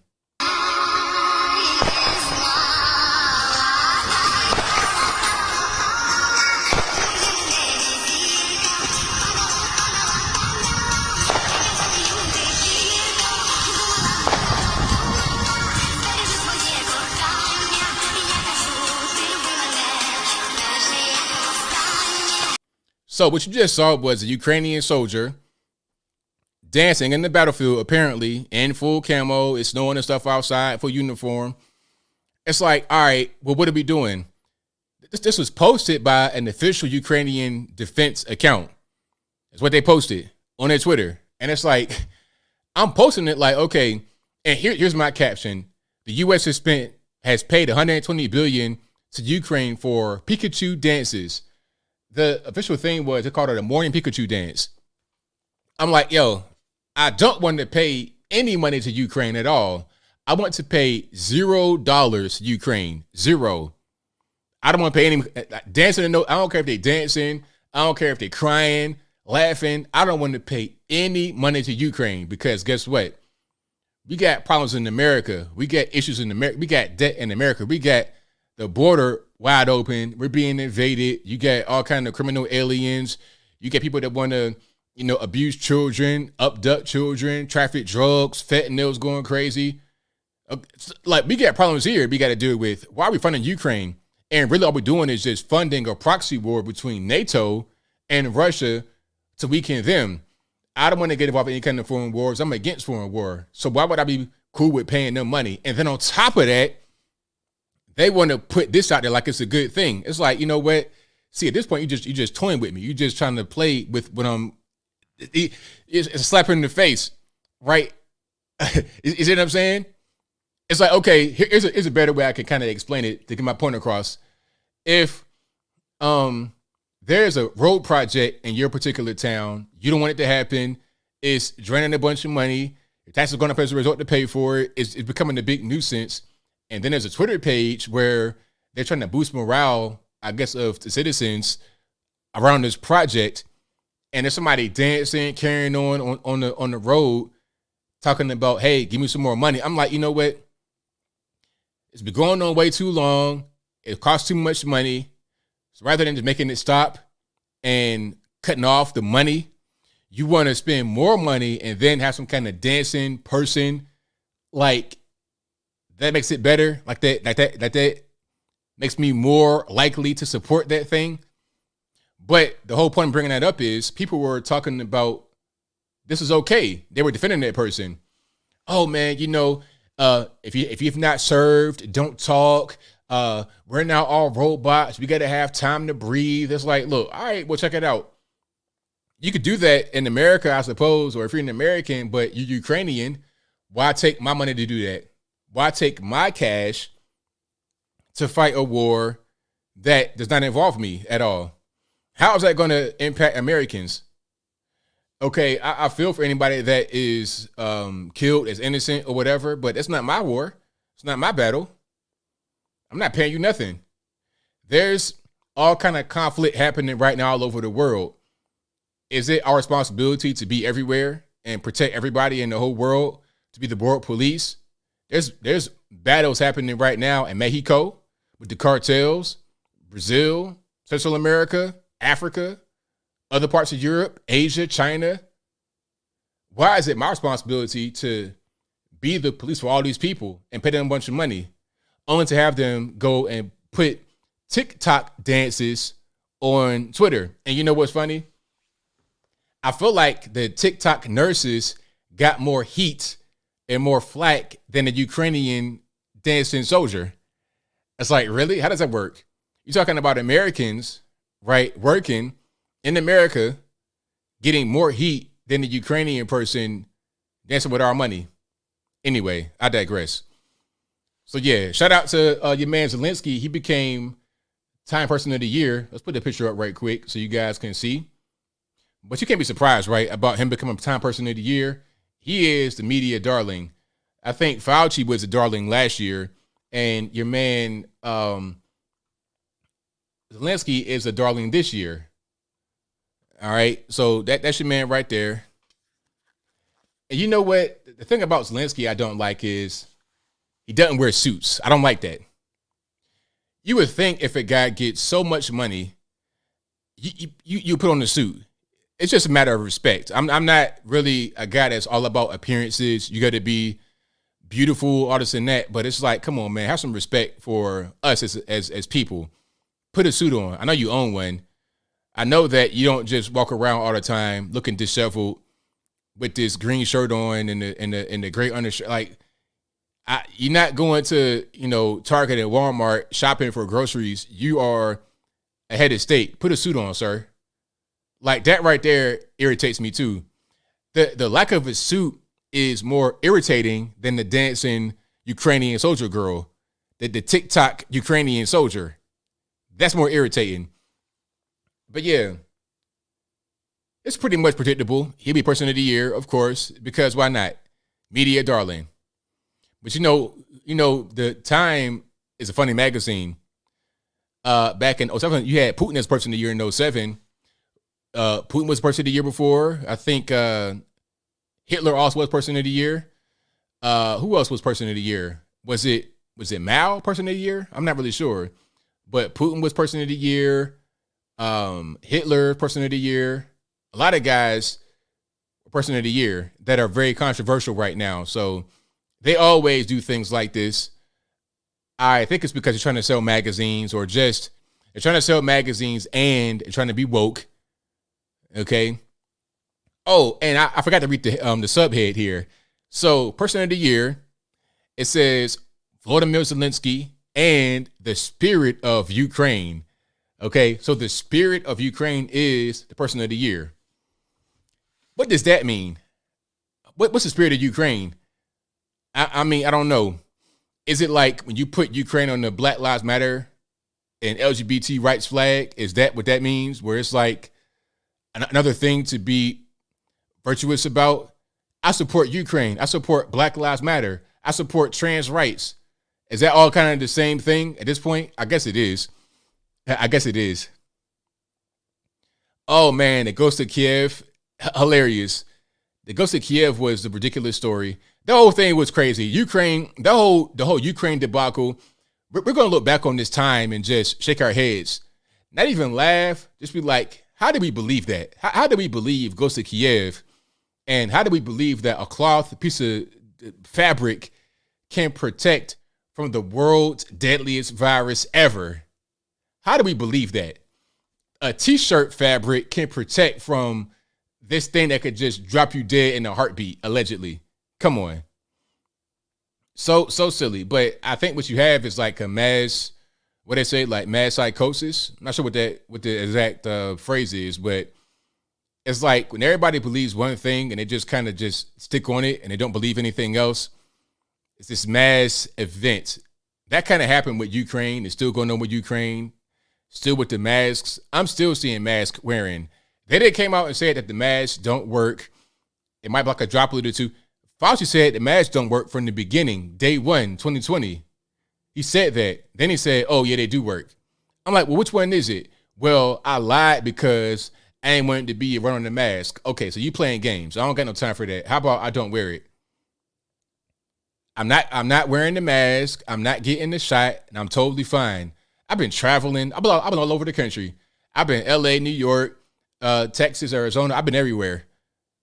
Driving, flying, hotels, all over the country, and I'm fine.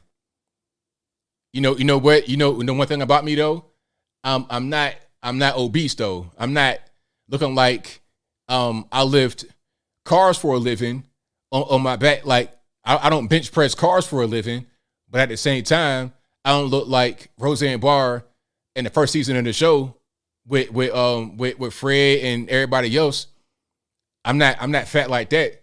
I'm not a fat person. If you're fat, it's okay. I understand. You could change today, but I'm not obese. I don't eat ho-hos and ding-dongs and whatnot for breakfast, lunch, and dinner. I eat pretty well. Like today, I had some chicken breast on the Foreman grill with some steamed Brussels sprouts, some white rice. Good meal. I'm not going to eat no Chick-fil-A every day. Washing that down with a large soda. When I go to the grocery store, I'm venting now. When I go to the grocery store on the first of the month, I'm disgusted. I am disgusted on the first of the month at a grocery store. Walmart, Target, any kind of random Publix, Wegmans, wherever you go, I am disgusted. The cart is filled to the top with garbage. Frozen pizza, snacks, all kind of sugar, high fructose corn syrup, just all kind of crap. I don't see no green vegetables. And if they do got to mix frozen stuff, the bag, it could be anything in that bag. It could be bugs in the bag. You don't know what's in that bag. All right. Just a whole big mess. A whole big mess. I mean, it's just, people are wondering why there's so much obesity going on because there's too much food, too much crap food available. People just eat the crap food. If they do cook, they're cooking crap. And a lot of times they don't cook and they get real big serving. They go to Zaxby's and they get that for lunch, but they ate a big breakfast already.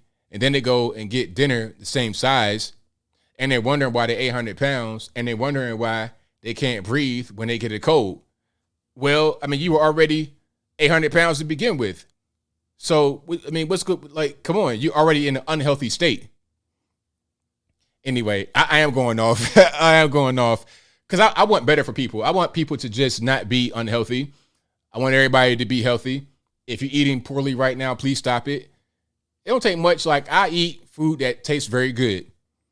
The chicken is seasoned. It's lit. You don't got to fry it, though. You don't got to put breading on it and fry it. You don't got to have all that fat and stuff in your bloodstream. Get you a Foreman grill. It'll save your life. I promise. Put some chicken on there, some salmon, some fish, steam some vegetables. Don't put a bunch of salt and sugar and fat in the vegetables. Just steam them and eat it. It'll be good. I promise. Oh, and then also you have who's paying for the food? The federal government, me, my tax dollars. What I'm paying for people to be fat.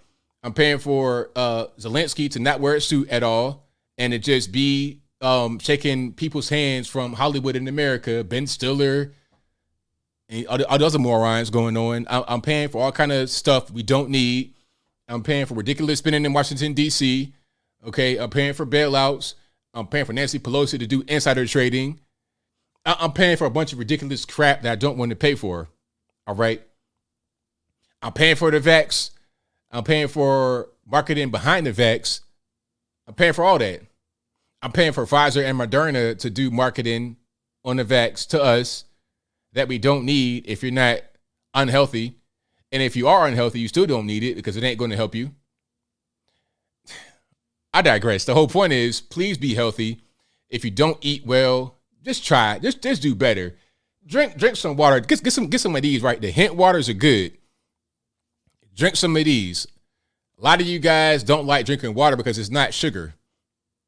You are a crackhead. You are hooked on sugar. Cut sugar out of your diet. And do something like this. It's a little bit of taste in there. Just a little bit of taste. Just kind of go down and down and down until you get something like this and then just have regular water. Wean yourself off of sugar. Don't be a dope fiend dependent on sugar to survive. Don't be that. All right. So yeah, is that everything I wanted to get to so far? I think it is. Hold on. Oh, Deion Sanders. Hold on. Don't I get a Deion or the private? Let's talk about the gas station. Make it to Deion later, actually, on a different show. Because I want to get to that gas station. So here's what happened. Now, there's a gas station in Philly, North Philadelphia, where the owner, some Indian guy, Patel, shout out to him. He hired private security, armed security, because it was just too much going on. They're talking about they stole the ATM machine. People were getting robbed. People were getting shot. It's all kind of stuff happening. There's all kind of stuff going on. So it's like, okay, what do I do here? Do I just allow it to continue? Or do I hire private security? Now, the issue is people say that it costs a lot of money. Well, how much does having the ATM machine stolen cost? How much does having your store trashed every other day cost? How much does having people sue you because they got shot at your gas station cost? Because that does happen. If you get shot at a gas station or somewhere, if you get injured somewhere, it's possible you may get sued for the person's injury. You didn't cause it. It's not your fault, but you could get sued.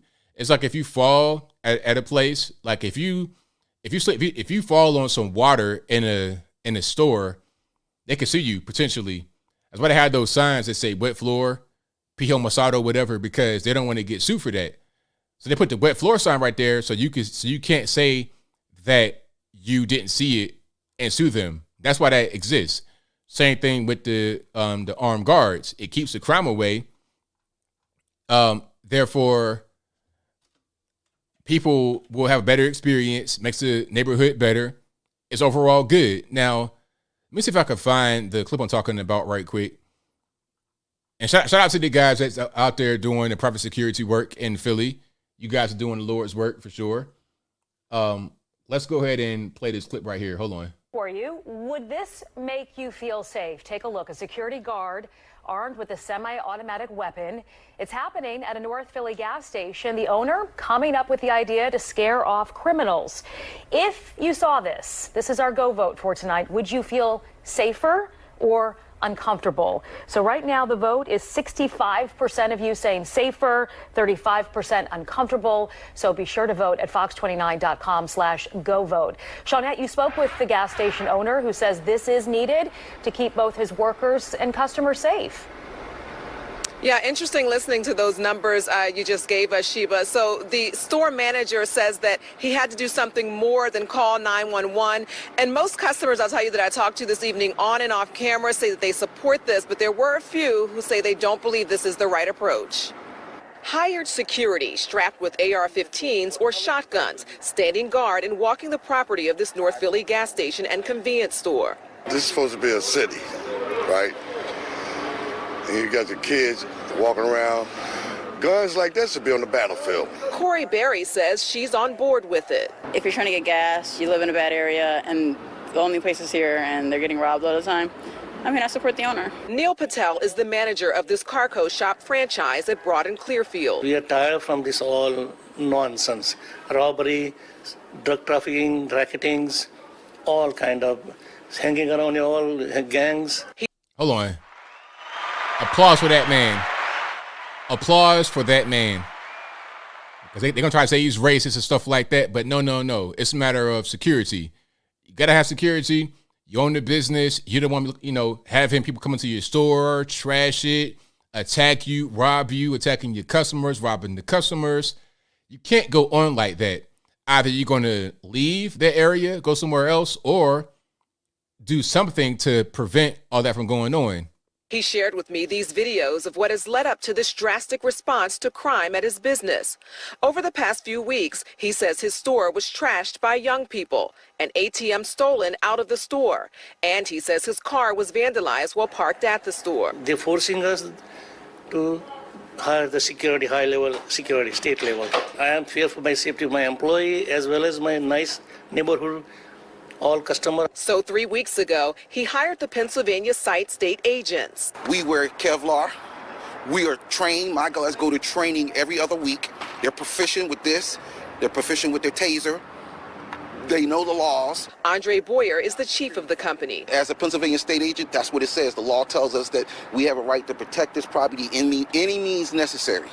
And whatever force. That's a great sign right there. I love it. Hold on. Let me see what it says right here. So, there's a sign with a priest like some kind of rifle, AR rifle on it. It says, "Notice, public safety announcement warning. Please read before entering the gas station. All criminal intent actions such as loitering, etc." Hold on. Loitering, trespassing, thefts, robberies, or carjackings. All violators will be met with physical force, probably. I love that sign right there. I'm going to need that in front of my house. I need that in front of my house right now. Protected. This man told employees he's against it.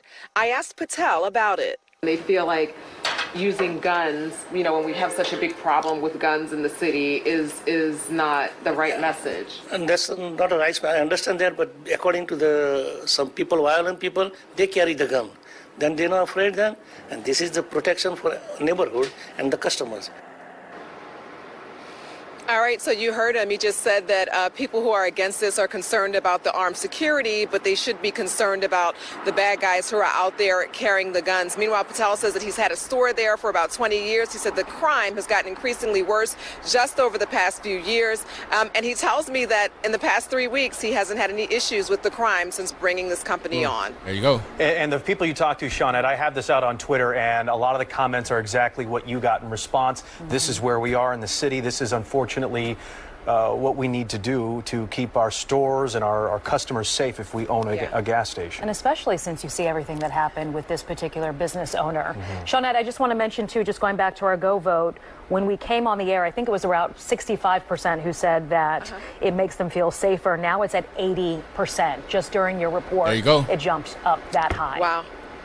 All yeah, right. it is certainly a sight to see, but people say it is for their safety. Yeah. All right, Shawnette, thank you very much. More to that. Perfect. Absolutely perfect. Because, yeah, you know what? I go to Atlanta a lot, and there's certain parts of the city I don't go to at certain parts of the night. And a gas station is number one place where it goes down. That's number one because you got your car by yourself a lot. It could be you right by the area where it happens. It's vulnerable, very vulnerable. You can get your car jacked. You can get your items stolen from your car. You can be attacked at the gas station. It's dangerous. But if I go to a gas station, even in the hood, and they got armed guards outside, I feel better. I will stop there. But if there's no armed guards and I'm in the hood, I refuse. When I fly from Atlanta, you know, the airport's right there, East Point, College Park. I refuse to go get gas right there. Right where I put my car, and one of those little shuttle places, you can park your car, ride the shuttle to the airport, whatever. Right across from there is a gas station. And whenever I go at night, when I'm leaving that night, it's a dude right there in front posted up. Not a security guard, but some dude, all black, just posted up. You already know who he is. So why would I go right there? I see the danger right there. I refuse. However, if there was an armed guard right there or a series of armed guards right there, okay, we good. We good now. I'm straight. I don't feel like I'm in danger now. All right? I can have my gun on me. It'll make a difference because I don't know if this guy's by himself. He might be out there as one guy, but it could be a bunch of other guys in the surrounding area. Georgia, like, these criminals, these guys are different. I done seen guys pop from the sewer. I've seen all kind of stuff, like just crazy stuff.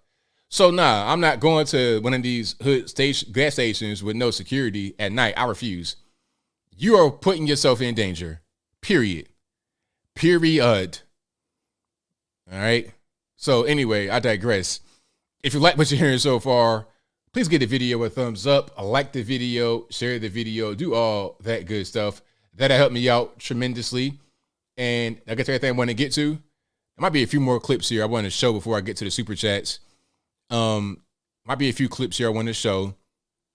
Give me a second. I think I'm gonna go ahead and pull those up right quick. I played the what's the name? Jamal Bryant, the weed clip. I definitely played that. Let me see. There's some more that I wanted to play. Oh, here's a clip. So shout out to this dad. He could be Dad of the Year. If there is a national award for Dad of the Year, this guy might just win it. So here's the story before I show you the video. A young lady has an ex-boyfriend. And I think the guy might have been abusive, trying to keep her from leaving. Like he was attacking her at one point. And the dad shows up to defend the daughter. So here is what happens. Let's put a video up right quick. Shout out to the dad again. Dad of the Year, in my opinion. You see the headline or the caption, father shoots his daughter's ex-boyfriend in the head after he allegedly put hands on her. Let's check it out. You won't see any kind of shooting or nothing like that. It's just a story. So no need to be warned on that one. Was suspected of murder. Quite a backstory here. On Monday, Jose Mendoza allegedly shot and killed his daughter's ex-boyfriend in Palmdale. Detectives say the ex, Giovanni Gutierrez, went to her job at a car dealership and took her cell phone. The former couple then met in person so she could get her phone back. When he tried to break her car mirror, she drove off, so he chased her. After pulling over, the woman told authorities Gutierrez put his hands around her neck. That's when her dad showed up, pulling up in the car and shooting Gutierrez. Later, Jose Mendoza apparently tried to turn himself in, admitting that he shot him once in the head. He went to the sheriff's station. Nobody was there for a moment. And so Mendoza left. Was suspected. So yeah, shout out to him. I mean, he pulls up, sees a little girl getting attacked, getting choked by the ex-boyfriend. Okay, well, I'm seeing my daughter's in danger. She could actually lose her life or be severely injured. So I'm going to be John Wick. I'm going to be a marksman. Boom. All right. Threat over with. He probably won't go to jail at all. Not even like they probably knew he was there, but didn't come out because it's like, nah, you good. Don't even worry about it. He went down, turned himself in, but nobody showed up. Nobody came to actually receive him. It's like, all right, well, y'all must don't want me. You must don't want me. So yeah, shout out to this dad. The brand new Gary Plotch. Well, not quite Gary Plotch, because that was a whole deep story right there. But yeah, I'm all for self-defense. I'm not a person that believes in starting violence or nothing like that, but I'm all for self-defense. And I think that women should have men defend them. They should also be armed themselves. So the boyfriend can't be trying to attack you, trying to choke you out, all kind of stuff like that. Nah. If you put your hands on somebody, especially a man to a woman, you a coward. You just want to choke your ex-girlfriend out, you a coward. You deserve whatever you get, for real. You know, I can understand if it's mutual combat, she hits you, you hit her, something like that. I don't believe in putting hands on somebody first. I don't care who you are. But you a man and you want to attack your girlfriend over, nah. No. And really, even if she does hit you first, if she's not hurting you, you should have some kind of restraint. But if you hit her first and you choking her, dad shows up, my friend, boom, it's a wrap. So yeah, shout out to him. What else I wanted to get to? There was more I wanted to show you.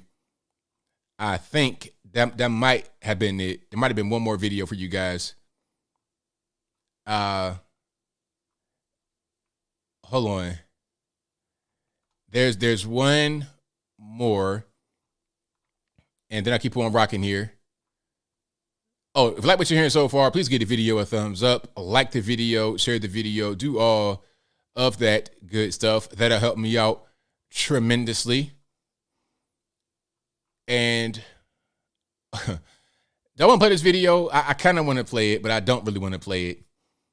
So 2 horses were married in a gay wedding ceremony.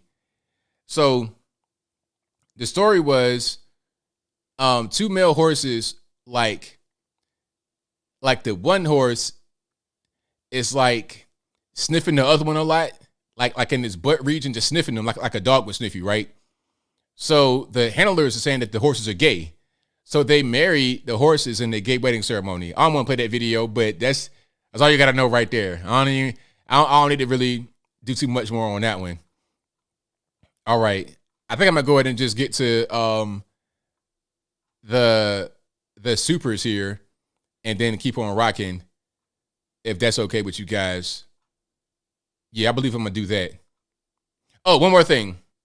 So back to Kanye, just for a quick moment. I promise I won't talk about him no more. So I talked about Milo kind of using Kanye for his own purposes. So Milo has been fired. I think he was trying to charge Kanye like $114,000 for campaign consulting. Maybe that might have been too much. Maybe he's trying to do some other stuff. Kanye didn't like it, and he fired Kanye. Kanye fired Milo shortly afterward. So that's that. Oh, one more video, and then I get to super chats and we get to the calls. So here is the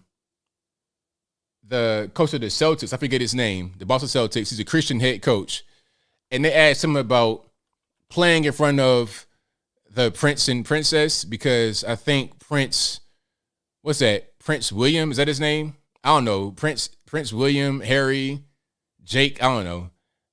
Prince William, if I'm not mistaken, and Princess Kate, they were watching the Celtics game, and the coach was asked about it. Let's go to roll the video. Did you get a chance to meet with the royal family? And if not, how was it like having them there in the building? Jesus, Mary, and Joseph? The Prince and Princess of Wales. Oh, no, I did not. I'm only familiar with one royal family. I don't know too much about that one. Thank you. Great answer. One more time for the road. If you didn't hear it, hold on. Did you get a chance to meet with the royal family? And if not, how was it like having them there in the building? Jesus, Mary, and Joseph? The Prince and Princess of Wales. Oh, no, I did not. I'm only familiar with one royal family. I don't know too much about that one. Excellent answer, sir. Shout out to you. Okay. Christian head coach. His name is Joe. Thank you for that, Basketball Jones. His name is Joe Mazzulla, the head coach of the Boston Celtics NBA basketball team. Great answer. Thank you. But I'm glad hopefully they're Celtic fans. Yeah. Thank you. That got awkward real quick for the reporters. That got real awkward. They didn't know what to say. They were stunned because what can you say after that? It's like, look, I don't know nothing about them, but how about the real royal family? All right. So shout out to him. Great answer. Fantastic answer. Especially if you're an American. It's like, royal family? What royal family? I mean, the Kingdom of Great Britain, that's over there. 1776, it is what it is. All right. So if you like what you're hearing so far, please give the video a thumbs up. Like the video, share the video, do all that good stuff. Super chats on deck. Then I'm going to get to the calls. The number to call is 434-658-1220. Again, 434-658-1220. I'll get to the calls in just a moment. Y'all please hang tight. And y'all bear with me. And let's go ahead and get rocking here. Let me go to where the other ones were. And we were going to get rocking and rolling here. What's today? The 7th. Thank you to Rita's Lover, who says, hi, ABL. My family loves you. And the great info. Thank you for that. I appreciate you, boss. Thank you to Ricardo Jones, who says, what about Rastafarians? I'm not sure what you're referring to there, boss. Thank you to Court McQuire for the emoji donation. I appreciate you for that. Thank you to Michael Cerrone, who says, love you, ABL. Thank you for that. Thank you to Michael Critchlow, who says, cryptocurrency is a complete slideshow. Tokens are like pet rocks. I saw that article. You might send me that article on Twitter, but I did see the article. Who was that said that? I think it was Jamie Dimon that said that it's like, here's the article right here. I ain't gonna read the article. I'm just gonna put the headline up. Jamie Dimon says cryptocurrencies are like pet rocks and blast. The industry is a complete sideshow. Yeah. And I kind of agree with that. I think that a lot of these coins are it's like pet rocks. Because why is your random coin you made up out of thin air worth anything? Why? Bitcoin, I understand because it's a established thing and it's technology behind it. Same thing with Ethereum because you got to actually mine it. But even those are still kind of like beanie babies, but definitely not. Okay, you have the FTT coin or whatever your man had, Sam Bankman-Fried. Why was that coin worth anything? And we see now that it was worth nothing because it didn't even really exist. If it did exist, why is it worth anything? A lot of these, like what happens with the cryptocurrencies, they'll get promoted, basically. They'll put marketing behind it. They'll promote it, pump it up, and dump it. It's a classic pump and dump. So how is that legal really? Is it regulated at all? I don't really know, but a lot of the crypto space is complete you can make money in it, but it's not really a real thing. You might as well bet on your favorite basketball team in college sports. I think it's a Rebel Without a Reason who says, did you see the picture of Hunter Biden with the January 6th cop? I did see that. Let's see if I can pull it up right quick. Also, Zelensky is Time Magazine Person of the Year. Okay, exactly. Yeah, I did see Hunter with your man. Was that Cerrone, Michael Cerrone? And that's Cerrone, pardon me. It was the other guy. I forget his name.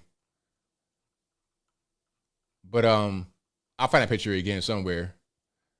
And shout out to Block K MIT, who says, remember Pearl Harbor today? Absolutely. All right, the number to call, 434-658-1220. Let's go ahead and get it rocking and rolling here. And we're going to go get to the calls. So, yeah.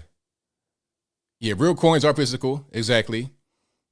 The Beanie Baby stuff is just, yeah, the ABO. I'm going to start my own coin, the ABO coin. How about that? Buy my coin, ABO coin. And once everybody buys it, it gets to a certain level, I'll just dump it off. And that'll be the strategy, to go ahead and just get money that way. How about that? All righty. So let's go ahead and get into it. Again, 434-658-1220. Let me see. Yeah, you can launder money pretty easy with crypto. Stocks are better. Stocks are much better because they actually are worth something. You can actually, you can actually do something with that. You have ownership there to a certain extent. 918, you're on the line. Who am I speaking to? Hey, what's up, baby? JB Scott from Oklahoma. How you doing, buddy? It's all good, man. What's happening?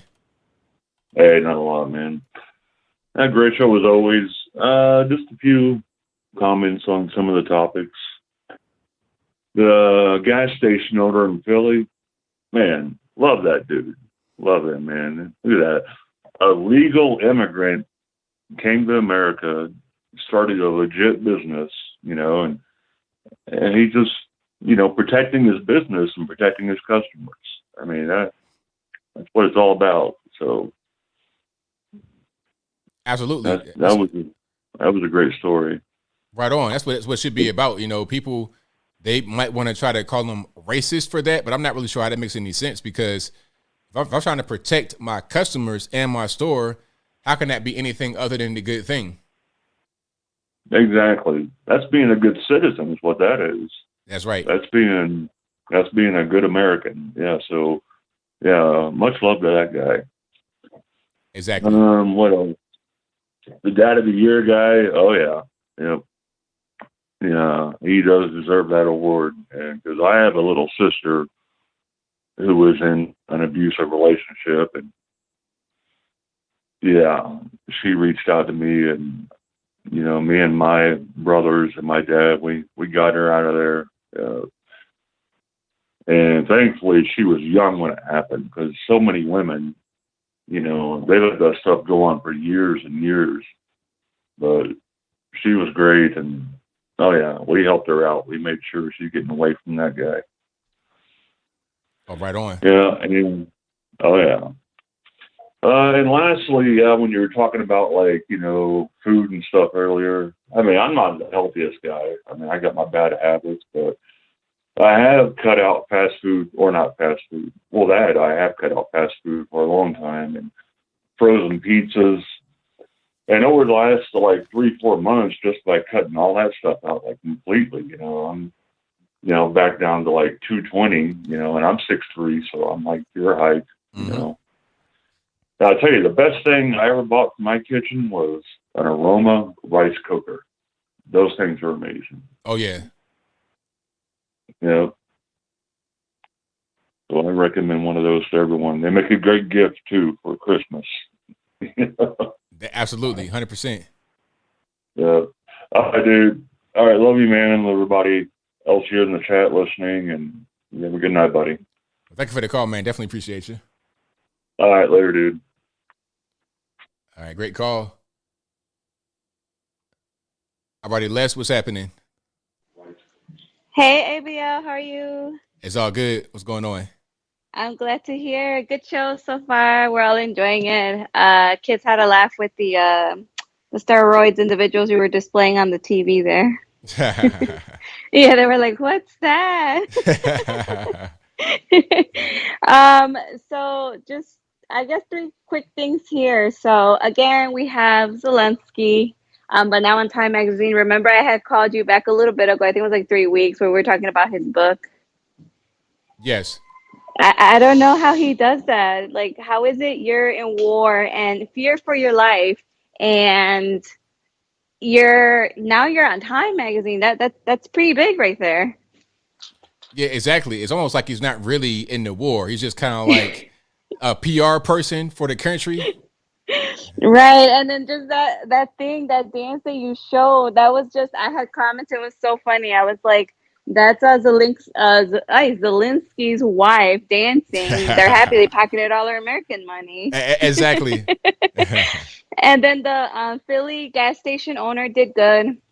Unfortunately, I don't know if that area is run by, Democrats, but unfortunately, I feel like a lot of Democrat-run areas are going to have to start turning that way, where they're going to have to pretty much carry on their own private security, armed security, just because, like, for example, in Chicago, and I know a lot of people can back this up, whoever is from Chicago, police officers have their, law enforcement has their hands tied behind their back. They can't even pursue the criminals anymore on foot. Right, exactly.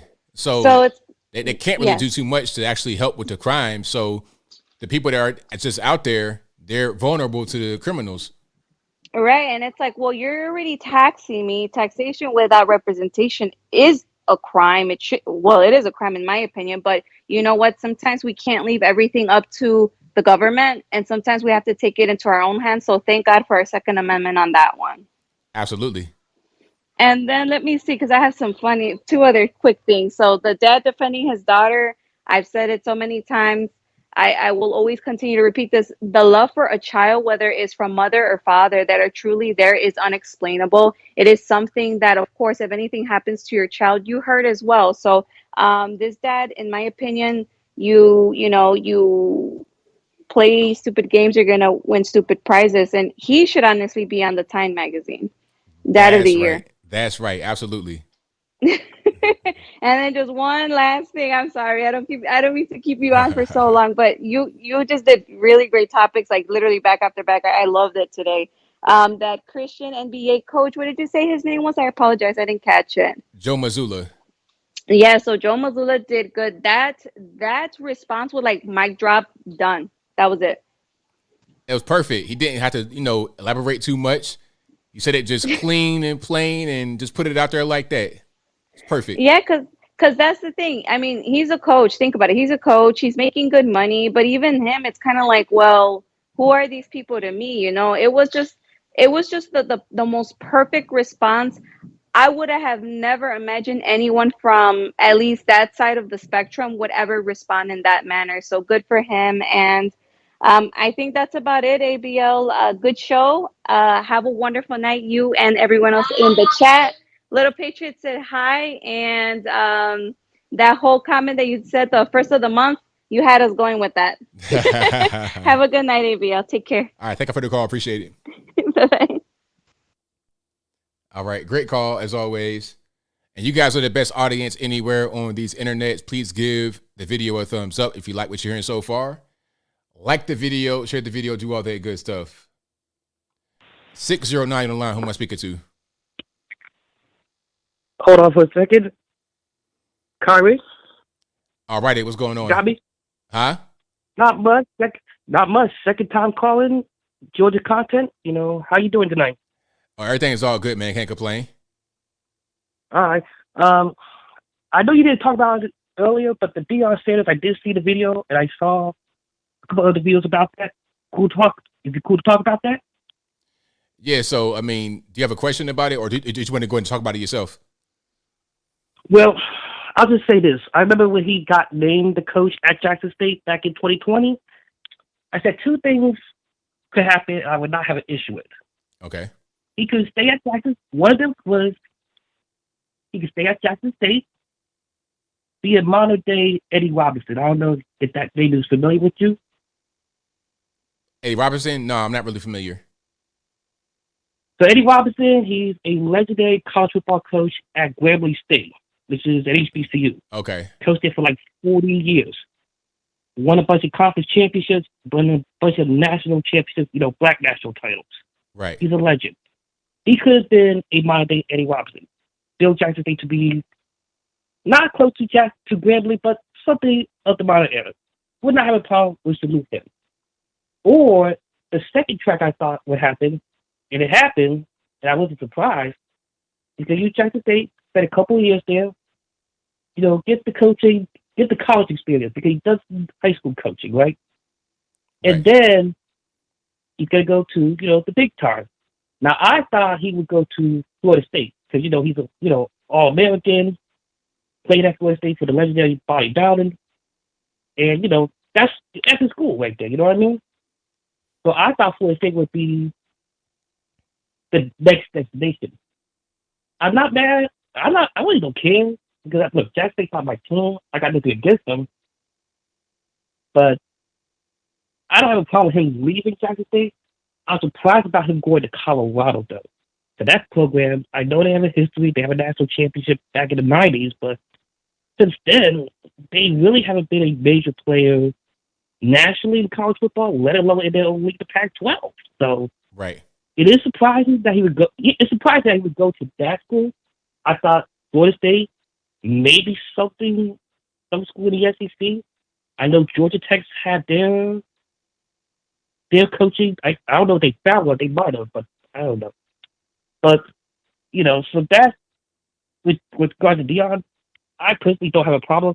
I understand the backlash of it, though, because, look, both my parents, they went to HBCUs. Both my parents went to Hampton University in Virginia. Yep. So, and my aunt went to Hampton, and my grandfather went to North Carolina A&T. So I understand the importance of HBCUs, not just within my family, but within the broader Black community.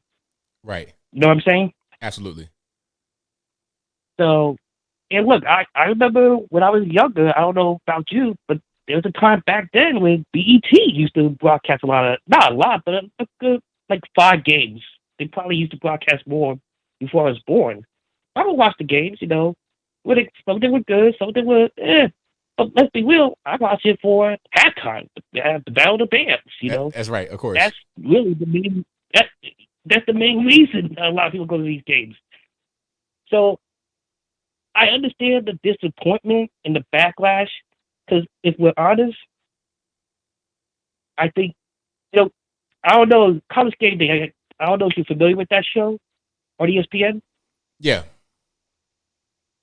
So they went to Jackson State this year when they played Southern.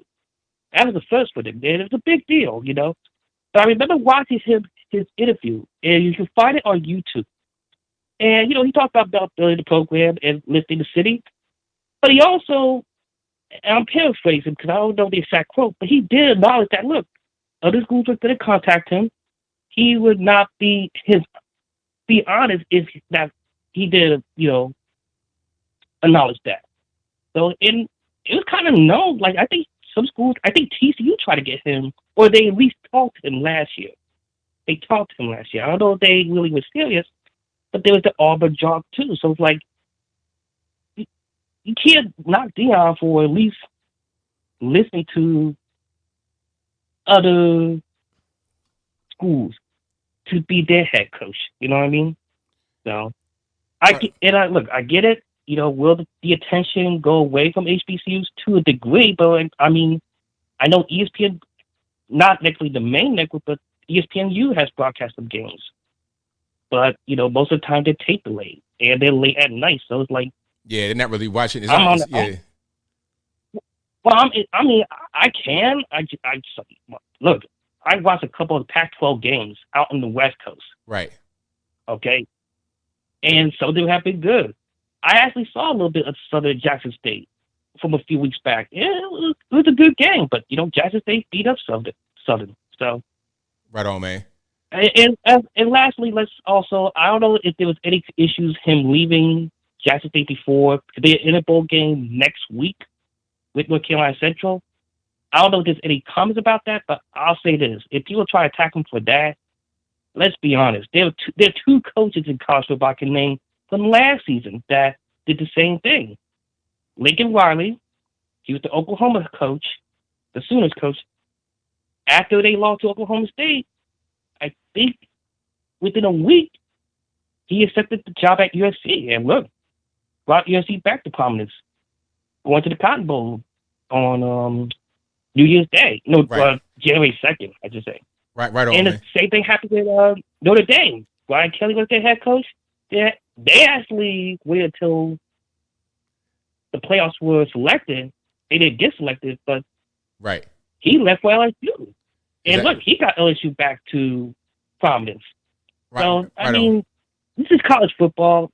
I'm a kinda, fan of it. It's kind of how it goes, right? That's just kind of how it is. Exactly. But I'm gonna cut you off And right here. look- I'm gonna cut you off right here, but I got a few more calls on the line I'm gonna get to. So thank you for your call. Thank you for the call, man. I appreciate you. Do your thing. I like your content, and yeah, that's it. Thanks for letting me talk. That's all I gotta ask. Thank you. No problem. All right, shout out to the caller. Let's go to 773. You don't line. Who am I speaking to? ABL. Okay, ABL. First off, I want to let you know that I actually do have a new YouTube channel now. Promise self the #1 MAGA general. So maybe if Trump is leading a new army, he might select me as the second in command, like Stonewall Jackson was to Robert E. Lee. No doubt. Okay, in all seriousness, I do think that there's some major scandals going on with the latest results in the midterm in Georgia and Arizona specifically. And I would like to know if you and everybody else have been keeping up to date with the Twitter files. I've not really been watching the Twitter files like that, not since they first came out. I've kind of got the gist of what's going on. The latest thing I saw about the Twitter files was that there was a guy that was from the FBI that was in charge of disseminating information. Yes. From what I've gathered, it's not just the one person, it's the whole FBI unit that's under Biden and other members of the DNC ordered Twitter specifically and other big tech companies to squash the story about Hunter Biden and any other stories connecting the Biden and other Democrat scandals together right before the 2020 election, which is the main reason I think that they've started to purge anybody from actually talking about it, which is why a lot more people are moving to Rumble now. And this scandal is far bigger than Watergate. It's like Watergate 2.0. Yeah, that's what it sounds like, for sure. Mm-hmm. And also, not sure if you read this from the Federalist, is that Google has paid a fact-checking company $13.2 million to kind of, quote, target disinformation, meaning same thing what we're talking about the Twitter files, any sensitive information that makes Democrats look bad or exposes the corrupt bureaucracy in D.C. for what they truly are. Mm-hmm. Mm-hmm. So I kind of think this scandal is pretty intense, but you won't see it about it on television. Oh, not at all. Nah, because that's something that they don't want to talk about too much. They want to keep that under wraps. They'll try to deny and just prevent that from being out there to the general public as much as possible. Same thing with the whole FTX scandal. Yeah, absolutely. I say, yeah, absolutely. Yeah. And also, Judicial Watch has caught Secret Service caught changing the story about the Hunter Biden documents. And there's a site you can go on to kind of read the Hunter Biden emails and even Ashley Biden's diaries. And I think I sent to you at one point because that type of information right there should be on everybody's radar. And as far as I see it, should be implications to not only investigate and impeach Joe Biden, but convict him and many others in his cabinet of treason. Right on. Hopefully they do something with that. Yeah, well, won't happen as long as we have all these spineless Republicans and rhinos keep on shilling for the Democrat Party like they were just doing today with another bill and act. Right on. Mm-hmm. I would like to end this with a critical question for everybody here who still supports that war in Ukraine. It turns out that Zelensky, who was somehow nominated Time Magazine Person of the Year, but he's deliberately censoring one of the oldest religions in Ukraine over and arresting political prisoners, just like they're doing here in D.C. So answer this leftist, especially Ivan, how can any of you defend Ukraine but call us on the right Nazis when what Zelensky is doing is actually what dictators do? And plus, you're actually funding real Nazi units in Ukraine by supporting the Azov Battalion. Well, that's good questions, man, all around. But thank you for your call as always. Definitely appreciate you. Okay. Have a good evening. All right, now, same to you. All right, shout out to my man for the call. Appreciate him. Let's go to my next call here. Calling line speaking to 470. Hey, ABL. Hey, it's Greg from Atlanta. All righty, man. What's going on? How you doing, sir? It's all good. Hey, I want to turn down the volume here. So, yeah, man, it's been a good day. I haven't gotten shot today, so Yeah, that's a good sign for sure. everything's fun and wild and wacky Atlanta. Yeah, I just want to say, yeah, I'm really, really, really disappointed in Herschel Walker for losing. I mean, not him personally, but wow, I voted for him twice. I really had high hopes for him. I thought he was going to beat Warlock, and unfortunately, he didn't. So he has Warlock has too much support, and he spent a lot more money than Herschel on his campaign. So I think that had a lot to do with it. Yeah, definitely. I mean, when I go down to Georgia or even being here in Tennessee, like I could stay right here where I'm at. I still see all the commercials and ads. It's crazy.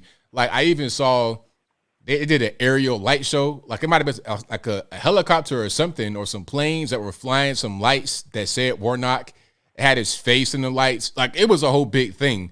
And people were complaining to me about it, talking about they're getting nonstop texts, emails, phone calls, commercials, everything about Raphael Warnock. It's crazy. It was a lot of money spent on that particular race. Yeah, well, I call him Warlock because he's not a man of God. He's a racist. Well, I mean, the things that he said about white people are terrible. You know, like America needs to stop its repent for its worship of white people. America's never worshipped white people. White people have been reviled and hated, especially since 2015, 2016. Ever since Trump ran for president, especially since then. You know, people have been speaking out against white people. Well, yeah, you're right about that. You know what I'm talking about. Absolutely, I'm with you. Yeah. You see it in the media. You see it everywhere. You know, white people suck. We're all racist. You repent for being racist. No, we're not. You know, I don't know. Of all the white people I've ever known in my life, I've only known about two racist white people in the past 35 or 40 years of my life. I'm 53 years old. Honestly, you know, if you're a white person, you're a racist, you're not going to be very popular. Trust me. Even among white people, they're going to hate you for being racist. So what he's saying is a bunch of shiza. That's not true. I hate Warlock. I wanted Herschel to win really bad. So I'm sorry he didn't win. I think he'd been a good person to represent Georgia. I really do. Yeah, absolutely. I'm with you. Yeah, also, I'd like to mention today is the 81st anniversary of Pearl Harbor. And some other people have mentioned in the super chats there, so live chats. Right on. So, yeah, man. So, anyway, yeah, I just want to say thank you very much for taking the call, and best wishes to you as always, and I'll talk to you soon. I thank you for the call, man. I appreciate you. All right, thanks. Merry Christmas. See you, bye. Same to you, Merry Christmas. All righty. You guys are fantastic. If you enjoy what you're hearing so far tonight, please give the video a thumbs up, like the video, share the video, do all that good stuff. All righty, 929, you're online. I'm speaking to. ABL, how are you? It's all good. What's happening? Yes, can you make a video mention about I believe he is a Marine or a National Guard. His name is Daniel Perry. He lives in Texas, and right now he be charged of murder because he killed BLM terrorist, point AK-47 at him and at the Uber driver. Well, I didn't even hear about that one. So he killed the Uber driver, or he got killed? Like, what was the end part of that? So BLM terrorist, right? I mean, the BLM riot, they blocked the streets. Then then that BLM terrorist, he point the AK-47 at the Uber driver. So then Daniel Perry, right? He take out his sword, his pistol, and defend himself. Use fatal sword. Use a deadly force, kill that terrorist. Well, he did a good thing. Yes, right now, the district attorney funded by Joe Soros murder crime against him. So, okay, so it was self-defense, or, it was a legitimate shoot, but he's being charged with murder. Is that what's going on? Yes, by a Joe Soros DA. By Soros DA. That's crazy, but, like you said, it's a Soros DA, so I'm not really surprised, but that shouldn't be happening. You should be able to defend yourself and others in this country without facing criminal penalty. Yes, and yes, it happened in the Texas. In Texas, wow. And you see the Great Abbott, the Governor Great Abbott, and the 10th school, Senator 10th school, they did not go out. They did not do nothing to help him. Well, I've not really heard about this story. I think we need to get it out there to the general public more so it can get some attention. And then we got to force people to really, look into it and see if they can help out for sure. Yes, we need to make sure that story spread like fire, just like the Kyle Rittenhouse. Absolutely. Yes. About the rhino, I hate them. The Fikis come back. I mean, did you see the video, right? They try to shake hands with the deep state communist cop who beat up and locked up our Trump supporters when they enter the Capitol. But the Capitol is for the public. Do you see that video? They try to shake hands with those communist deep state cops, but turn out they only shake hands with Judge Schumer. That is very funny. Yeah, the whole thing, January 6th is a whole big mess, and it's really nothing, but they're just trying to make it be a big thing for political purposes. Yes, we got the prostitute Theodore McConnell and the prostitute Coleman McCarthy, like they try to be the bitch of Demon God.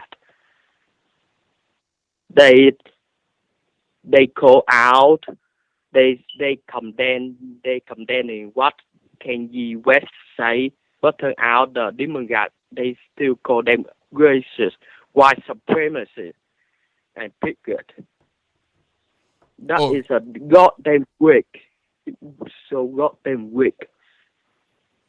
Yeah, of course, it's always what they do. They always use those terms to attack people when they don't have another argument. They just say, "Oh, racist, white supremacist," but it's not really a real thing.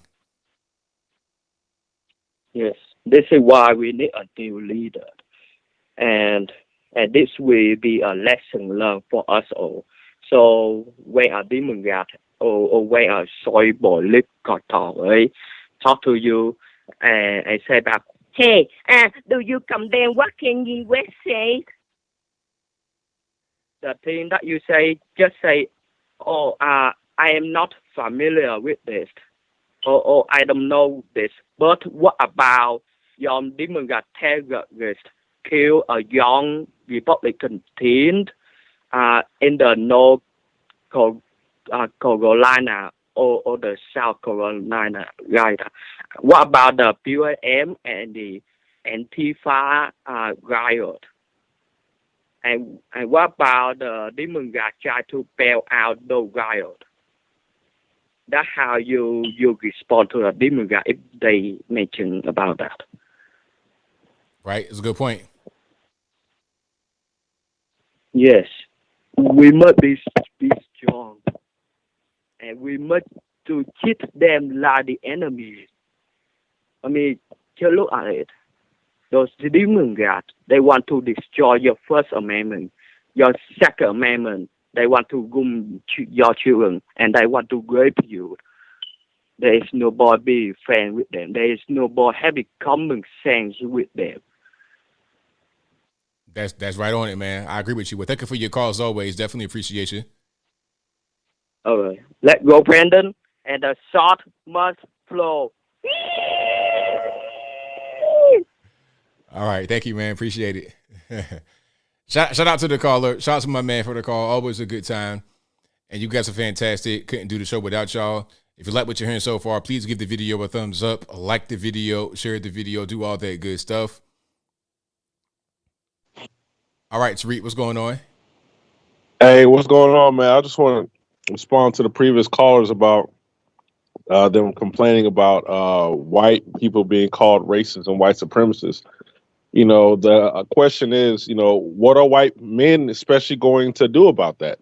You know, like I said, they sit down, they take it. Some of them even yell at each other and call them racist. You know, and also when you look at cancel culture, when you see white people getting canceled, that's just white people canceling each other, because you know most of these big organizations and businesses, they're not ran by black people or people of color. This is ran by white people.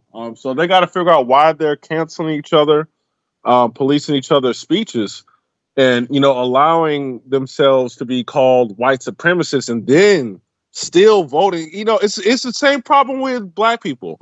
They don't go around and vote for the same party that attacks them. You know what I'm saying? The same party that blames white men for everything. You have a lot of white liberal males who would vote for them. So you know that's something that white people have to ask themselves. I mean, it doesn't look. I do not agree with any black person being racist towards white people or saying anything, because I think it's cowardly. Because if they can't say nothing to you, you know, you're not being brave or anything, talking smack about white people, because it's allowed. You know, nothing's going to happen to you. So when you get a bunch of white people mad when you're talking smack about them, that is weak to me, because the moment they say one thing about you, you're going to be crying and you're going to be asking for that person to get fired and canceled. So, you know, you can't act like you are fighting some type of supremacy when that quote unquote supremacy is allowed to be criticized. You're not fighting nothing, you know, but I do think the reason why liberals are, you know, silencing, you know, white men and men in general, because they don't want I think it's biological. They don't want the male population to rise up and rebel. They like it when we're weak, when we are beta, when we question our own masculinity. You know, I swear to God, there's some black liberal men that I know who say things like, why do black men have to lead? Why don't we just allow our women to lead? You know, they celebrate movies like, you know, Black Panther sing of women lead. And to me, I think that's a father absentee father issue, where they're used to seeing a bunch of women lead them, to where these men don't think they have to lead themselves. And, you know, I think that's affecting black men. But I look at the white man and how the white man is demonized. You know, the white man is so just, it's like his balls are stripped. He'll sit there and relinquish his position or, give away his authority just to make other racial groups happy. I mean, so yeah, man, white people have to sit there and figure out why they're allowing that and, get these liberal Karens. Like, when Elon Musk took over Twitter, man, I don't remember this white lady's name. Man, it feels like if you want to know who has Karens, it's the white liberals. Oh, yeah. But they over here, they are the ones going to Google and Apple and crying about Twitter having free speech and Donald Trump. The white liberal Karen, especially with the black man, boy, if you want to know who's calling the cops, it's that white liberal Karen. They are the ones who is always telling when there's a problem. That's why when men are about to do something courageous or something, you see a bunch of just white liberal women protesting or trying to find someone to tell to shut you down. That's the problem right there, man. Like, what I'm saying? Like I said, black liberals get on my nerves as well. A lot of them are sellouts, like Van Jones going to, I don't know whatever untouchable group he was talking to, but they're going to say he'd like to apologize on behalf of the black community for not standing up and speaking out against the issues that the untouchables have going on, which is, to me, that is very selloutish because you can't point out in history, especially with African Americans, where we rose up and collectively targeted this group of people. That has never happened. So it's like, why are you doing that? But we like I said, we got these house Negroes who wants to be paraded, who wants to get hugs and kisses. They always want to be validated by the same people that they criticize. Nobody criticizes white supremacy more than these black liberals, but then they are groveling at their feet, asking them for help, asking them for kudos and want to be accepted. They are clowns. So yeah, man, the way I'm looking at this in this total is that black people, especially black men and white liberal men, not white liberal men, just white men need to wake up. And just the last thing I want to comment on, and I'm done, man, is that Herschel Walker race, man. I just feel like every time there's a tight race, man, I feel like the Republicans will always be outspent. The system is for the Democrats. The Democrats can call upon celebrity after celebrity. And I honestly think that the CIA, the FBI, and our intelligence services, I think they're more favorable towards the Democrats than the Republicans. And lastly, Herschel Walker's son, I hope Herschel Walker disowns them, because regardless of the issues you have with your father, man, you don't air your father out like that, especially when he's in an election. You do that before, but you are being fake when he's running, man. And that's all I gotta say, bro. Thanks for the call, man. I appreciate you. All right, take care. That's a very good call. I understand what he said, definitely about people got to do something. They got to stand up and do something. It's like, you see what's going on in your community. You got to stand up and do something. Specifically, if you have the ability to stop it right at the source, like that's your mom, your sister, your wife, your girlfriend, whatever it is, your friend, stop it right there. And also about Christian, I think Christian's just, so hurt that he's having a hard time being able to just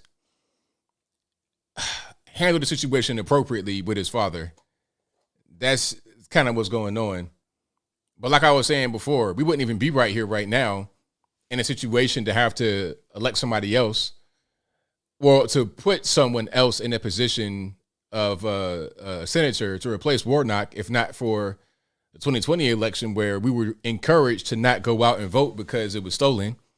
And then there was a 28% drop in the GOP turnout from the general to the from the general to the runoff. And then as a result, we lost. People could say that it was rigged, but you can't say it was rigged when you had a 28% drop in turnout. If you didn't even go to the polls, you can't say that it was stolen. You see what I'm saying? Because you didn't participate in the election. I'm still like, that's still kind of, because if we just would have gone to the the runoff the same as we went to the general, then we would have won at least one of the seats. Kelly Loeffler and or David Perdue would have still been there. So it'd have been no need for Raphael Warnock and Herschel Walker to face off because there'd be no Warnock and then there'd be no Herschel Walker. It's simple. Herschel Walker had to come in there because we didn't take care of business in 2020. That's what happened. If 2020 was handled appropriately, we still have 2 Republican senators right there in Georgia rather than 2 Democrats. And we have control of the Senate. We wouldn't have all this spending and crazy inflation and stuff like that. But your man came out and said, don't vote. Who was that? Lynn Wood? Don't vote because it's rigged. And then we lost the Senate as a result. That's what happened. I'll never forgive him for that. And Trump was involved with that too, to a certain extent. But I digress. Let's get to some more. 630, you're on the line. Who am I speaking to? Oh, hey, this is Carl. All righty, man. What's going on? Hey, am I live? You're live. Let me turn that down. Hey, I just want to respond to that last caller, man. He was spot on about everything. And also, too, a big fan of you. I just come across you on YouTube the past month. And I just want to tell you, you're doing a fantastic job. And he is just, the last caller was spot on about white people. I don't know what it is. You know, we have just been, it's like we are afraid to speak and we're all against each other and we're canceled. And I think what it's been is really, if you get down to it, it's just been like the Twitter, how it exposed it. And now I think, you know, white conservatives can talk. It's not that we're afraid to talk. It's just that we weren't allowed to talk. And yeah, man, I just love your show and I love what you guys are doing. Well, thank you for your call, man. I definitely appreciate you.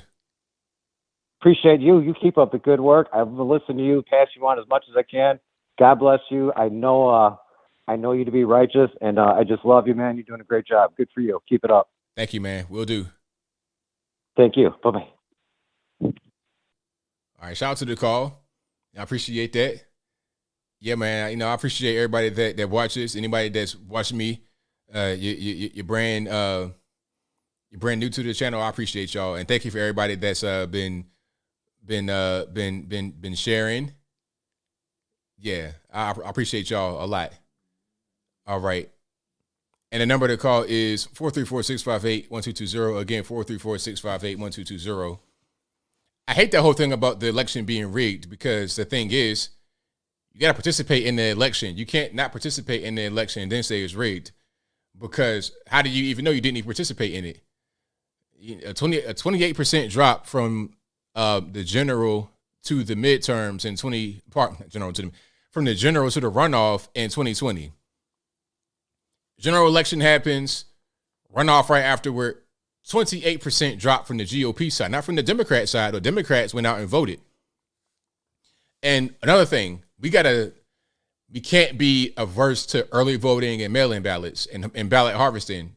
Like, it may be a moral conviction that you got going on, but you might have a moral conviction, but why though? Why is it a moral conviction to be against ballot harvesting or early voting? Why is it a moral thing? And if it is a moral thing, you got to kind of get beyond that, because if you can be stuck on the moral thing, you're just going to be losing elections, because Democrats will vote early, often, however they can, wherever they can, and they're just going to beat you on the numbers. It's math at a certain point. You'll be able to get more people to vote over a longer period of time than you can for voting on one day. It's simple, because you might not be able to take that day off. You might have to go do something. You might not be able to show up. It might be raining. It might be a car. If you're able to vote over a longer period of time, like 2 months versus one day, you're ultimately going to have more votes in a tighter election. If the election is tight, you're talking about like razor sharp, and one side been voting for 2 months and the other side just voted one day. I mean, you're going to have a hard time being able to win like that. So you got to embrace that. It may not be what you want, but it is what it is. And if you don't embrace it, then you're going to have a hard time being able to win. And if you don't embrace it, you can't go out and say it was rigged, because you did not participate in it in the way you should have. The other side, they vote whenever they can, however they can. And then if we don't do that, then disadvantage all day long. It's simple. And if there's an allegation of it being rigged, you got to be able to, again, participate in it and then be able to prove that it was so. If you don't participate, then you can't really prove that. 718, you're on the line. Who am I speaking to? Hi, this is Hallie in Brooklyn. I just wanted to Basically, we're just talking right now about how the Democrats will go out and vote ahead of time, yada yada. They'll beat us. Oh, I don't know if that's really the problem. Is it more that they just seem to attract the mentally ill, the mentally challenged? I just think that there's so many of them now in this country that it wouldn't matter if we all the Republicans or conservatives voted en masse or ahead of time. I don't, looking around me, I just feel that it's not that we're fighting. I don't want to say fighting a losing battle, but we are obviously not attracting those people. They basically bought votes with this whole student loan thing. So do you really think that if we all just went and voted ahead of time or early ballots? Do you think that would really change things? Well, I think that it could definitely help. I see your point about people that are kind of like mentally challenged and the fruits of the crazy education system. Those people floating around. I understand that point. But I think you still need to be able to embrace voting in whatever kind of way you can, because if you don't, it's a disadvantage you'll be at. Yeah, I don't know. I mean, just considering what went on in Georgia, do you think that people will turn red? That we would win over the. Maybe as the population gets older and wiser, I just think there's a lot more involved than canvassing the vote, harvesting ballots. But, that's just my own opinion. I just think the issues are overwhelming. But certainly, I'm not going to throw in the towel. I'm going to continue voting. I do try to give support whenever I can. But I'm just saying, I don't know. I think that as far as the recent midterms, we did at least get the House. I think the country's turning purple, maybe if not red. So maybe that might be a hopeful sign. It's hard to know. But anyway, I'll let you go. And thanks. I always value your insights. Really. Okay. Thank you. Bye-bye. I know. That's a good point, because a lot of people out there, they're just kind of crazy. And it's like, well, how do you really deal with that? How do you combat that? That's a really good point. I think what can be done is we have to be able to educate kids. Like I say this a lot too. If you're going to go all the way back, talking about children, educating them properly, getting them on the right track, getting them on the right track is very important. So, yeah, that's a thing that needs to happen for sure. Because if you get down to the point where they are growing up a certain way, being raised a certain way in education, K through 12, college, and here they are, 22 years old, they're out here voting. How are they going to vote? And that's by design too. We have to be just as crafty as the other side and counteracting what they do, and also being not just a counterpuncher, but also a puncher. We got to be proactive rather than reactive, because a lot of times you try to react to what they're doing, like drag queen story time. You want to shut drag queen story time down, but what are we going to put in there as a alternative? How are we going to prevent that from being a place where parents go for their kids? Like we got to put something else out there to counteract or be proactive. So that particular space that these crazy groups hold, they can't hold it anymore, because we're going to have it. So yeah, that's pretty important. That's most certainly pretty important. And then also, you got to hold a particular part of the country, because some parts of the country, it's going to be tough, man. New York, California, it's going to be tough. But out here in the South, the thing about Georgia is that it's still red. It's very red. It just happens to have Democrat senators, but it's a red state. Once you leave Atlanta, really it's red. Like as soon as you leave Atlanta, it's red. Like right on Interstate 75, north, south, whatever, 85, you're in the red state, 100%.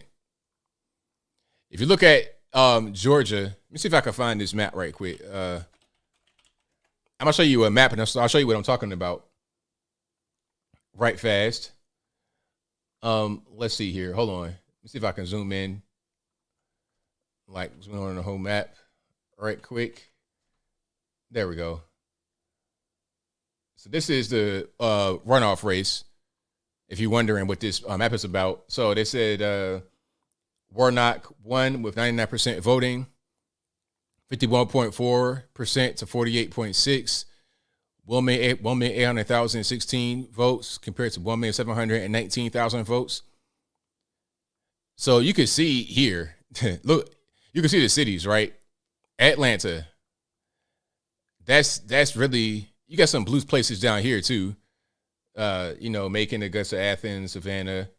And then this is like far, Atlanta, but really it's right. And then right above Atlanta, it's like a red wall. A red wall all around Atlanta. It's all red. All red. Okay. And then once you go up to Tennessee, that's all red. South Carolina, mostly red. Alabama, mostly red. Florida is red. So you're a red state. You got a really red city surrounded by a red state, surrounded by other red states because of the region you're in and the states you're in. It's a red state. It just so happens to have Democratic senators because of a mistake that was made in 2020. In my opinion, if you would have just had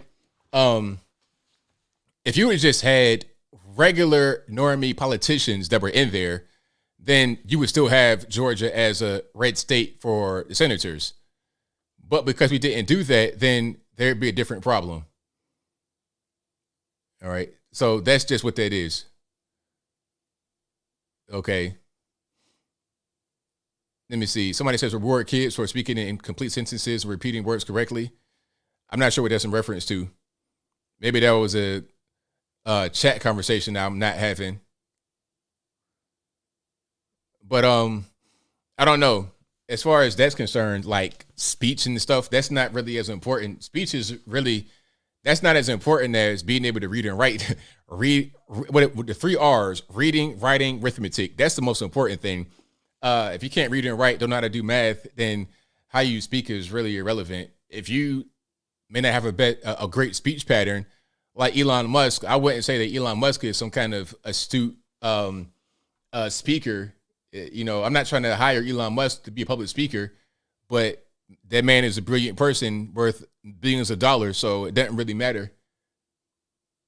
Obviously, foreign country, whatever, but still speaks English anyway. 773 on the line. Speaking to ABL, it's your Chicago police, retired Chicago police officer friend. How you doing? Everything's all right. About yourself? That's good. I was going to talk about the Tampa police chief and the Philly gas station and all that, but now you struck up another topic here. In a place like Chicago, just like you were saying about Atlanta and everything else, there is cheating that goes on in voting, and you will always have that. But in a place like Chicago or San Francisco or some of these other places, you don't have to cheat. For some reason, people are brainwashed to vote Democratic in these Democratic cities. No matter how many of us Republicans can point out that the city itself is worse off with this Democratic mayor, or the country is worse off with this Democratic president, they have the country brainwashed into thinking that that's the only way, they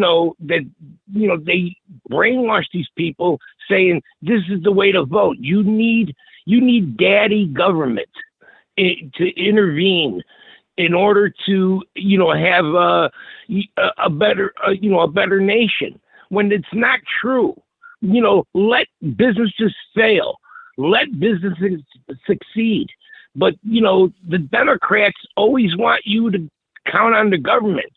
And, the elites love that. The true elites in this country love that, because that's more people that they get, their hand in your pocket. They're able to control you in that way, is when you're controlled by government. That's a socialist society. Let's have everybody on the government dime. Everybody's on the government dime and counting on the government, and then we could have the elites and then the people that the government, handles. it's a ridiculous thing. Now I'll go back to that thing about the Tampa police chief. She obviously made a mistake. You know, I'm not going to deny that as a policeman for so many years that I didn't give professional courtesy to other policemen. You know, but it's a different day and time. It's a different day and time. You can't just flash your badge. Hey, can you give me a break? You know, of course, you're not going to let somebody drive drunk, but there have been times when, you know, hey, lieutenant or whoever it might be, let me drive you home. Let me drive you home. I'm going to make a run to, you know, drive you home, leave your car here. You know, there's certain professional courtesies that we used to give the police. But today, with the body cameras and everything else, it's better you just keep your mouth shut. Because look what happened to her career. Out of one little thing, you know, the golf cart. In Florida, golf carts are all over the place. They allow that in Florida communities, you know. So that's not the unusual thing. But the unusual thing is you weren't stopped for drunk driving. You were stopped because you didn't have plates on your golf cart or it wasn't registered. And I'm stopping you to find out. And just because of that, you've now jeopardized your career trying to get some courtesy from the policeman. And, you know, I appreciate you letting us go. Here's my card if I can ever do anything for you, even though that's probably nonsense. That's a mistake to do something like that in today's day and age. Then I wanted to say what Les was saying. She was right on the money. You know, there's a policy in Chicago in the police department that we do not chase anybody when they flee in a vehicle. And I agree with that, by the way. Only under extreme circumstances can you chase someone. There's a, you know, there's a policy that you have to figure out is it worth putting other people in jeopardy? Because, you know, a city like Chicago is very concentrated. And the likelihood that those guys that just, you know, robbed, you know, somebody on the street, you know, they're going to maybe kill an innocent bystander with their vehicle going through all these red lights in such a concentrated place.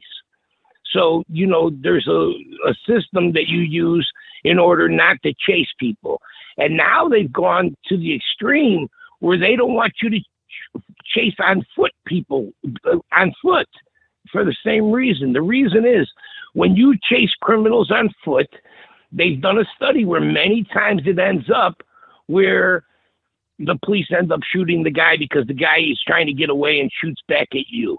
And they want to stop that, you know, which we find a little ridiculous that you can't even chase on foot anymore. You know, there's been a few times that, you know, where they did a carjacking, they shot and killed the guy's on the ground. Well, maybe you want to chase that guy in a car because to let him go is more dangerous than the danger that the public is in from him fleeing. But for the most part, they don't want you doing anything like that. As far as the Philly gas station thing is concerned, and I'll leave it at that. You know, that guy has the right to protect his business and his patrons from crime and the crime he's already seen. But watch what happens if that security guard that's armed makes a mistake, shoots the wrong person or something like that. There'll be some consequences to that. But I think that the business owners should be able to be armed. There's a hot dog stand in the ghetto here where the owner carries a gun openly while he's, you know, dishing out his hot dogs and his French fries, and nobody ever robs that place. And that's probably the reason why they don't rob it. They don't rob it because he's armed. He lets them know you're going to get a fight in this place, and he's not an easy target, so they move on to an easy target. Anyway, that's my 2 cents ABL. Always a great show, and I always love participating, and I'll talk to you later. Thank you for the call, man. Appreciate you. So, thank you. All right, great call. Very good call as always. Fantastic.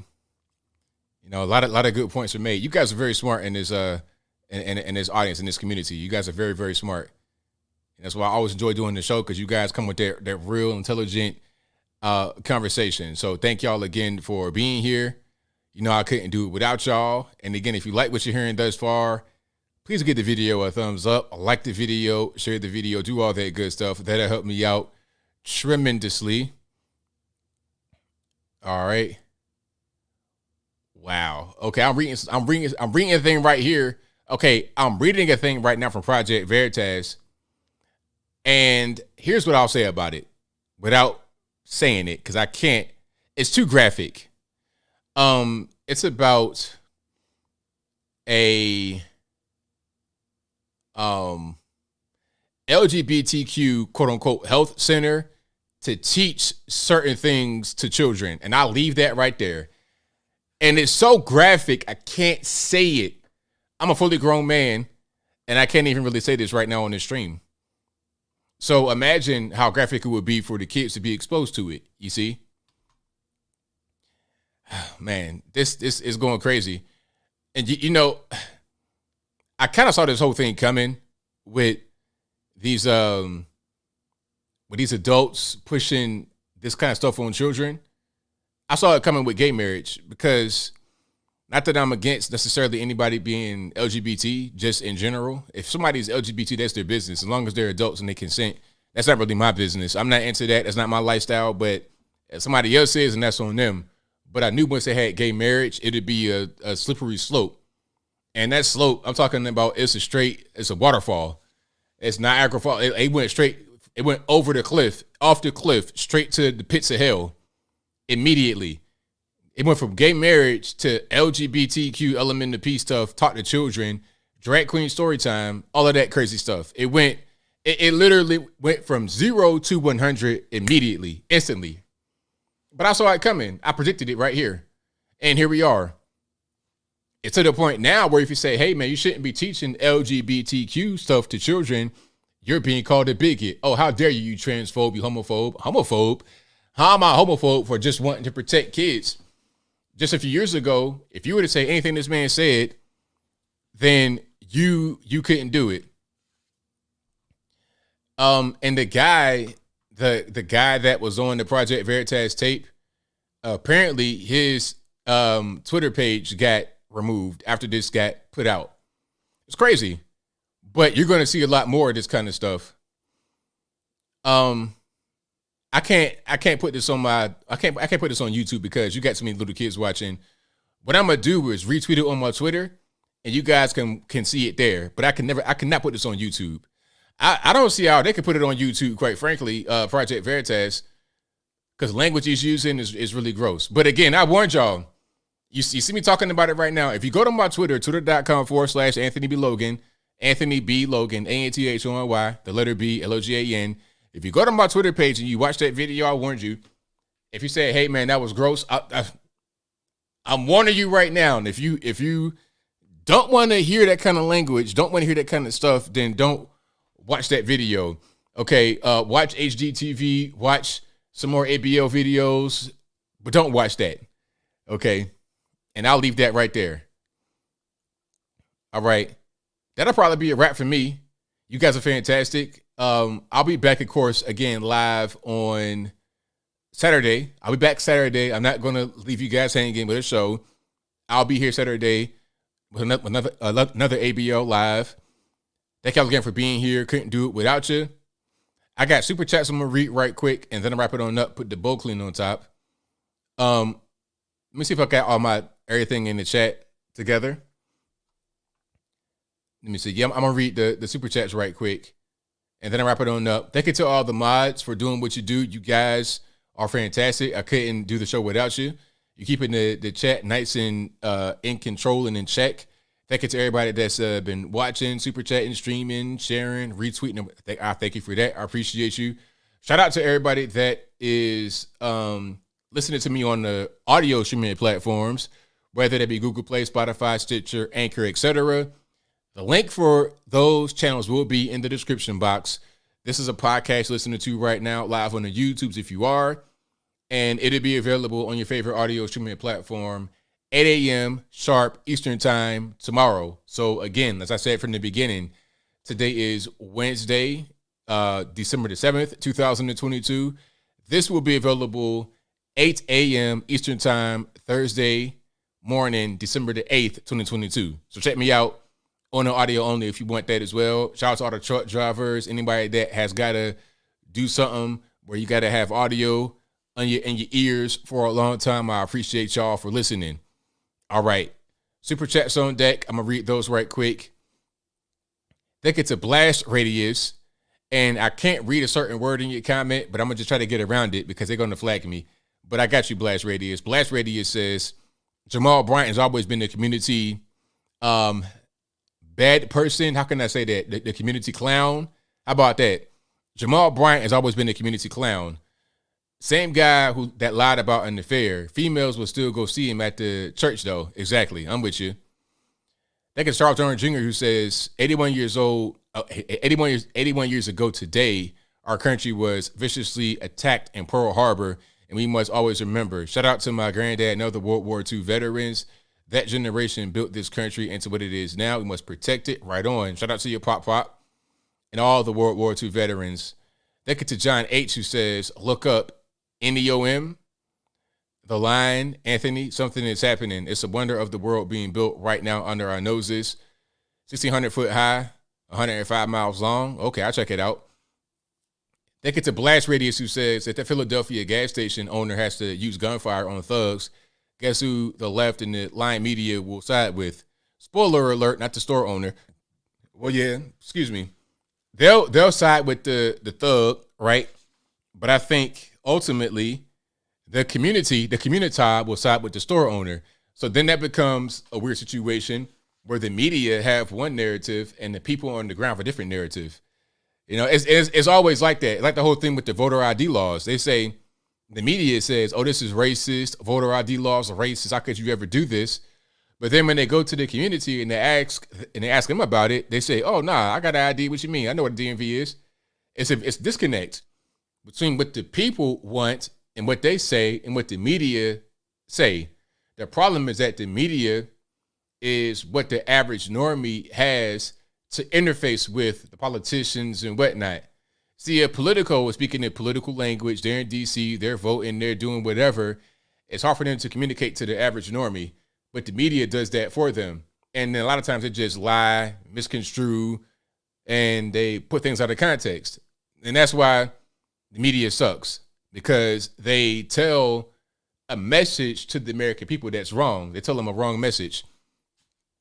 They could tell I was a 737 FA for the dancing emoji, the jumping emoji. I appreciate you for that. And that gets a rubber without a reason, pardon me, who says, did you see the retired general in the dog mask? Oh, you know what? I was trying to act like I was dreaming when I saw that. I was like, man, nah, this ain't real. Nah, no. Okay, so let's I got to pull it up now since she done brought it up. And since I saw it, you got to see it too. Okay, check it out. Check it out. All right. You ever have a dream and you wake up from the dream and you trying to like come back to reality? This is what I saw with this whole dog mask thing. Okay, so check it out. This is a real picture, okay? So this person says, well, after nearly 3 decades in uniform, this old army dog, DAWG, is finally done. As of today, he's Colonel Ravage, U.S. Army, retired. It's been a great run. Hashtag Alpha Pup, hashtag Army Pup, hashtag Proud Pup, hashtag Service Dog, DAWG. So I'm not sure if this guy is Colonel Ravage, like is that his real name? He has on his military uniform, a real military uniform, and he's wearing a leather dog mask on top of that. Like, his face is covered in a leather dog mask. Now, y'all please forgive me. I have virgin eyes, but I think I'm seeing some freak stuff going on. I think this mask is some freak stuff going on. And y'all, please, please, please don't elaborate in the chat. But if I'm right, just say I'm right. This is a real thing. Now, I saw that. I thought I was dreaming.